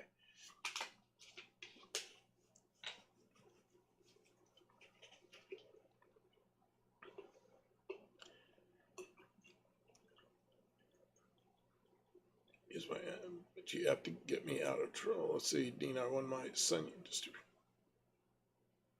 He's stalking me. This guy, I've told you about this guy, One Man Trail. He had a Toyota 4-wheel drive truck. Mm-hmm. And he's one of the sharp guys I worked with out there.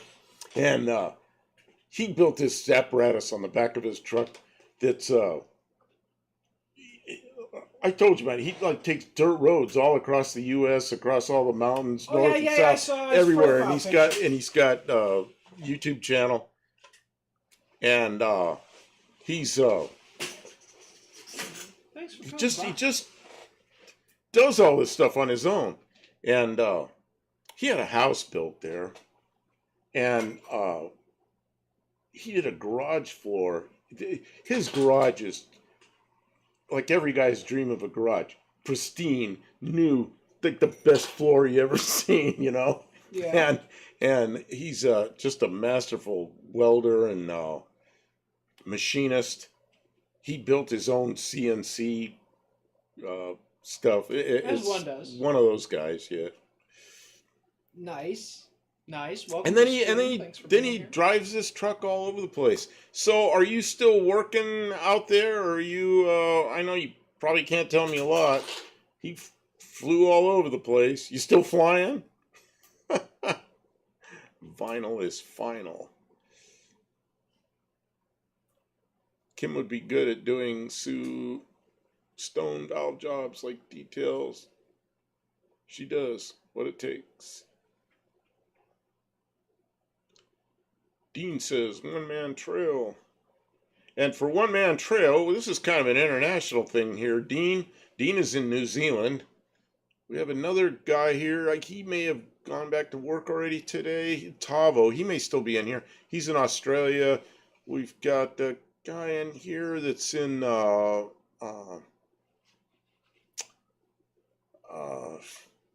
what's wrong with me? Where do I start? Ireland. Got a guy here in Ireland. We've got a bunch of people here in the U.S. A lot of times we have a guy in here, Mexican Spec, who's a guy that's in Mexico. And Canadians, we have Canadians in here. Allegedly. I don't know. Who else is here? Canadian right now is, so anyway, it's kind of a big international trail. Manned aircraft now. Can't say, yeah, that's what I figured. That's what I meant when I said, are you flying? So you're actually flying. So you're working. I completely understand.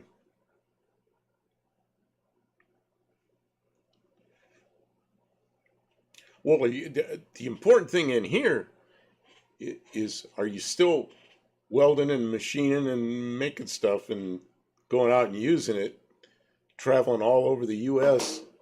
on every back road, everywhere, long distance back roads, man. It's amazing. You still doing that stuff?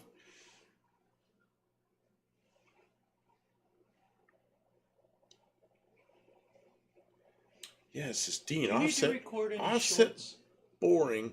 I'm good right now. Okay. I mean, I'd like to, but we can do that. We don't have to do it tonight. We're not going to be able to do it tonight. I can already tell. Okay, Dean, offset boring a block is trickery. Yeah, I don't understand how you can do that and still have the rods line up with the crank. Off currently. Had 3 brains. Line up perfectly. One Man Trail off currently had 3 brain surgeries. Man, something's happened. You know what? You still have the same phone number you had like 10 years ago? If you do, I still have it. And at a better time, I'll give you a call. He can send you his phone number to your email address if he wants. Oh, yeah, my email address is easy, buffdelcampo@gmail.com. And if you yeah, or you can just tell me if it's the same. But I'll give you a call sometime, or yeah, just email me. We'll get together somehow on the phone. I'd like to talk to you.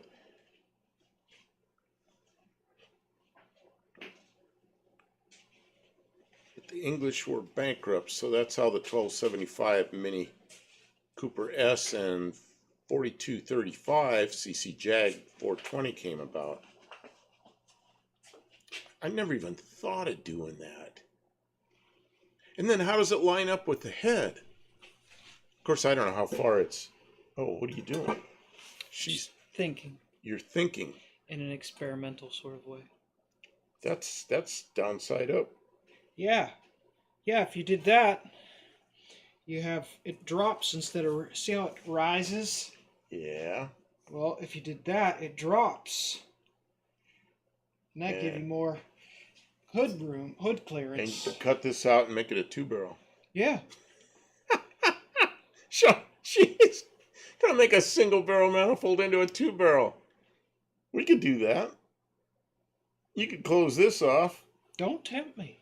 and that's you already cut into there. What's that cut into there for? I cut these bolts off. I Oh, didn't and realize you I nicked accidentally did that. It doesn't hurt it. It's thick. Look how thick the casting is there. It's Yeah, you're. good enough. I'm a. I was thinking about making 6 tubes that come out like this. Mm-hmm. Put 6 like what are those carburetors I used to use? Bing slide type carburetors. That wouldn't cost too much. No, that'd be cheap. Oh, jeez. Go out and buy 6 carburetors for it. It'd look cool, but it'd be worthless. But the English were bankrupt. Okay, let's see. They repitched the cylinder hit. They repitched the cylinder bore because the big versions bore spacing can be used on the smaller versions. When the 2.8 and 3.4 Jag came out, it used a 4.2 liters, 3.8125 uniform bore spacings. The Slant 6 has offset bore spacings. America did it. Yeah, but from the beginning. I remember that somehow. How do I remember that? Offset bore spacings? This is a Slant 6. BRS Delortus. Oh, yeah. The Slant 6 is an offset bore. The whole engine is offset in the same direction. Oh, all in the same direction. I get it. Okay, I get it. So all I those- now I understand how it's offset. So now I know why it's still okay. One man trail. Not tonight, but I don't know. It's weekend's coming up. Maybe I give you a call during the daytime on a weekend day. Because you haven't talked to you in ages. And this is Kim. This is my girlfriend, Kim. Hi. So I fix things. Kim fixes things. So I've been telling Kim how nice it is out there in Yuma, Arizona this time of year. It's starting to get cool here. And out there it's warm and dry. And she's from Pittsburgh, so she thinks of warm weather as being extremely high humidity and misery and mosquitoes. And I tell her, man, there's good warm weather, and it's on the other side of the continent. So at some point, I want to take her out there to Yuma and see some of my old friends. And One Man Trail says, hi, Kim. She's over there maybe matching ports or something. I'm just taking it all in. There's a She's lot taking going it. on here, and I'm just. Many years ago, Kim raced Slant 6s, so she was pretty good with that stuff. About a year and some months ago, she did a port job on my Slant, which is in my 72 Valiant. And man, I'm looking for another car. I got in a hell of a crash about a month ago. Oh, I got the hiccups. Excuse me. I got in a hell of a crash about a month ago, almost a month ago. Destroyed my Mazda. And so I'll probably buy something older than that. Something I can probably race, but it may not be another Chrysler. Probably I'm looking for a Fox body Ford. So that'll probably be coming up at some time. But Kim has slant sixes. I have a 72 Valiant with a slant six. Pretty nice running slant six. Dean says the Triumph inline six had offset bores as well. They had huge thrust offset to avoid retooling. Oh, I see. Okay.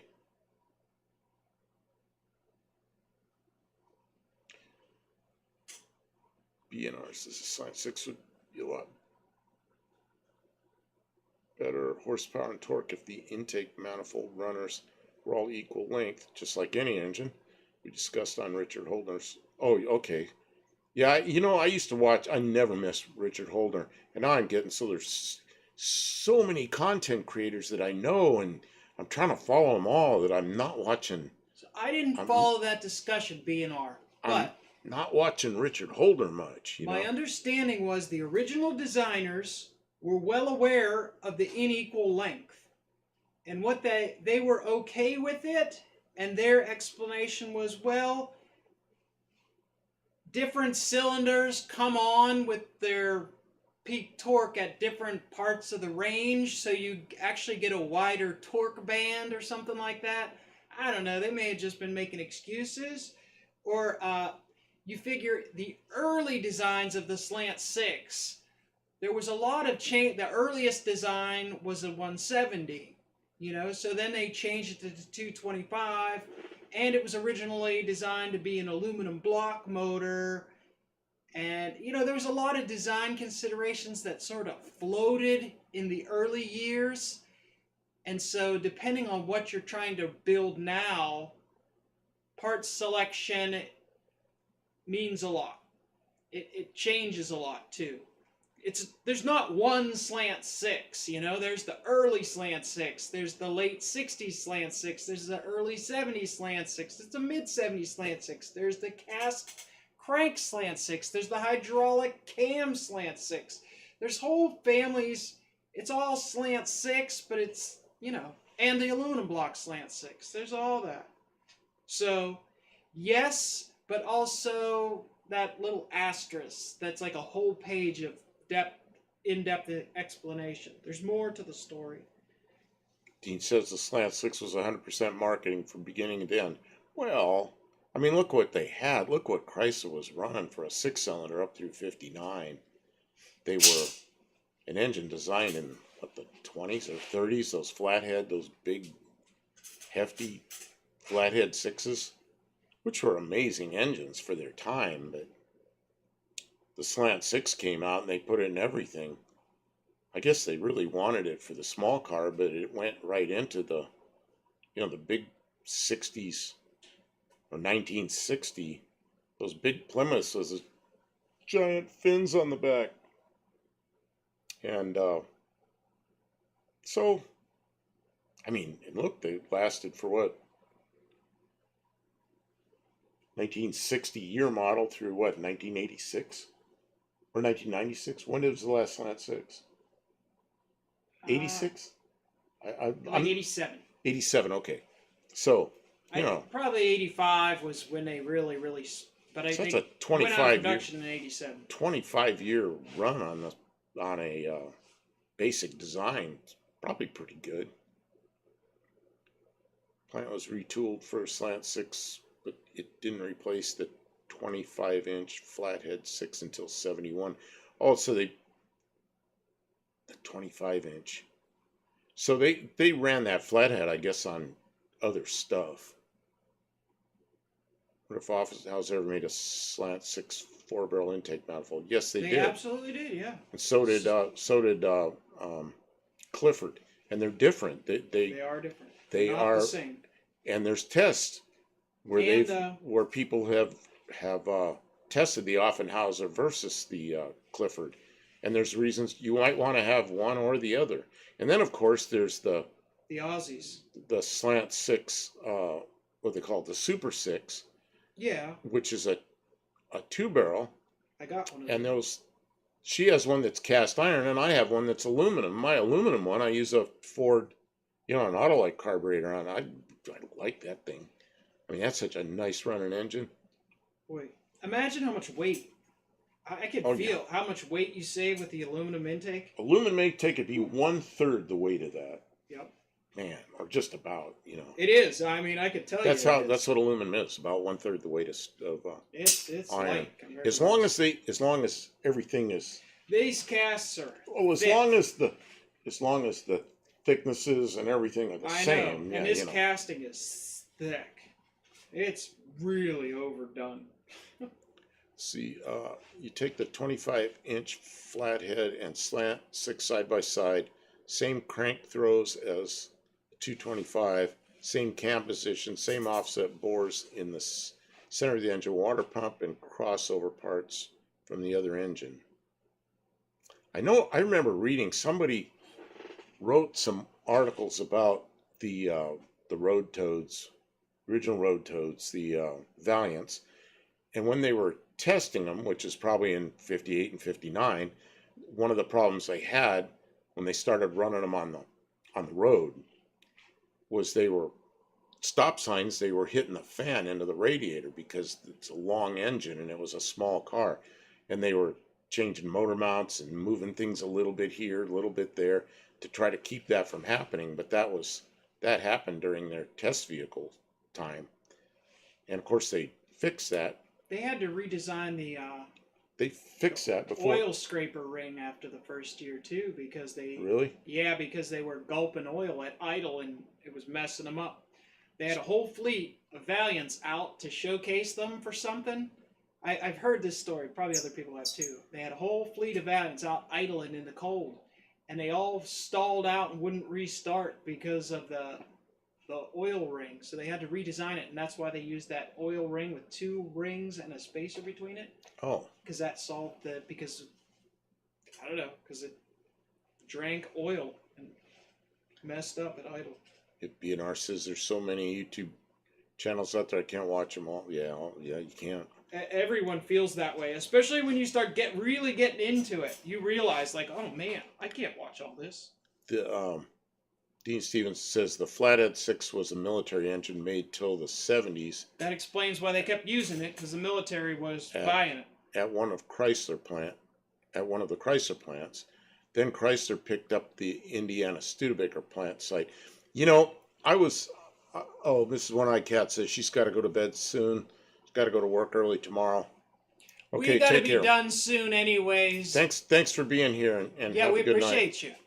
Have a good night. We'll Okay, be around again soon. so I was on a flight one time, and the guy sitting next to me, we got talking about Studebaker somehow, and his father was a president of Studebaker for a while, like toward the end of Studebaker, when they had trouble. I guess when they moved the whole operation to Canada, and they went to the GM engines, the GM designed engines, and so we had a pretty good discussion about that stuff. And I said, why didn't they keep using the Studebaker engine? And he goes, well, the foundry was just too old and it needed a major revamp. Studebaker didn't have the money to do that, and they started buying the General Motors designed engine, which everybody says Chevrolet. They look like Chevrolet, but they were built by somebody else in Canada. But yeah, they were Chevy 283s and Chevrolet 6 cylinders. I think 230 cubic inch 6 cylinders. And then, but then they weren't going to sell those to Studebaker anymore. And I said, well, were they looking at Ford small blocks or anything? He goes, they looked at everything, but it just wasn't going to work out. And that's Studebaker really diversified, and they had STP, and they had some defense contractors, and they built rocket parts. Studebaker was huge. So they just didn't have the Studebaker name on anything except the cars. So they quit manufacturing cars in March of '66, and but they went on to do other things. So it was kind of interesting sitting there with this guy for a couple hours talking about. He said when he was a kid, summertime, uh, when he was off school, his father would take him with him to various places, factories and stuff, and he goes, it was really it was real education for him. He knew so much about Studebaker. I wish we'd exchanged some information or something so I could get a hold of him, but I didn't. See, so Chrysler had that facility to use all sorts of new parts in the aluminum engine that was both marketed and access to aluminum. And those aluminum engines, I guess you find them sometimes, but they're, you can imagine an aluminum block that's been around since 1962. It's probably seen better days. Yeah. If you had known from the very beginning that it was going to be something really, really rare and exotic and kept it special, to use when, it would still only be a slant six. Like, what are you going to do with it then? Like, put it in a glass case and be like, look, it's an aluminum slant six. It starts and runs. It's still in working condition. Like, I don't know. What would be cool, Kim and Bob, is to take a slant six intake manifold, join it to two V8 intake manifolds to cut apart to feed 6 cylinders. Maybe. I think there's maybe simpler way to do that. You're over there cutting manifolds apart already. Yeah, you want me to be quiet? I'm not doing anything custom and exotic. So I walked over there to see what all the noise is. She's already doing something like that. Okay. Kim, you got to take over. Oh, you need a break? I need a break. Okay, but we're gonna be. Or are we shutting down? Let's just shut down. Okay, yeah, we've been here. You can get. We've been here 2 hours. No, Yeah. we've been here 3 hours. Are we? Yeah, we're 3 hours into this. And I'm hurting. We're 3 hours into a 1 hour broadcast. I can really feel it, guys.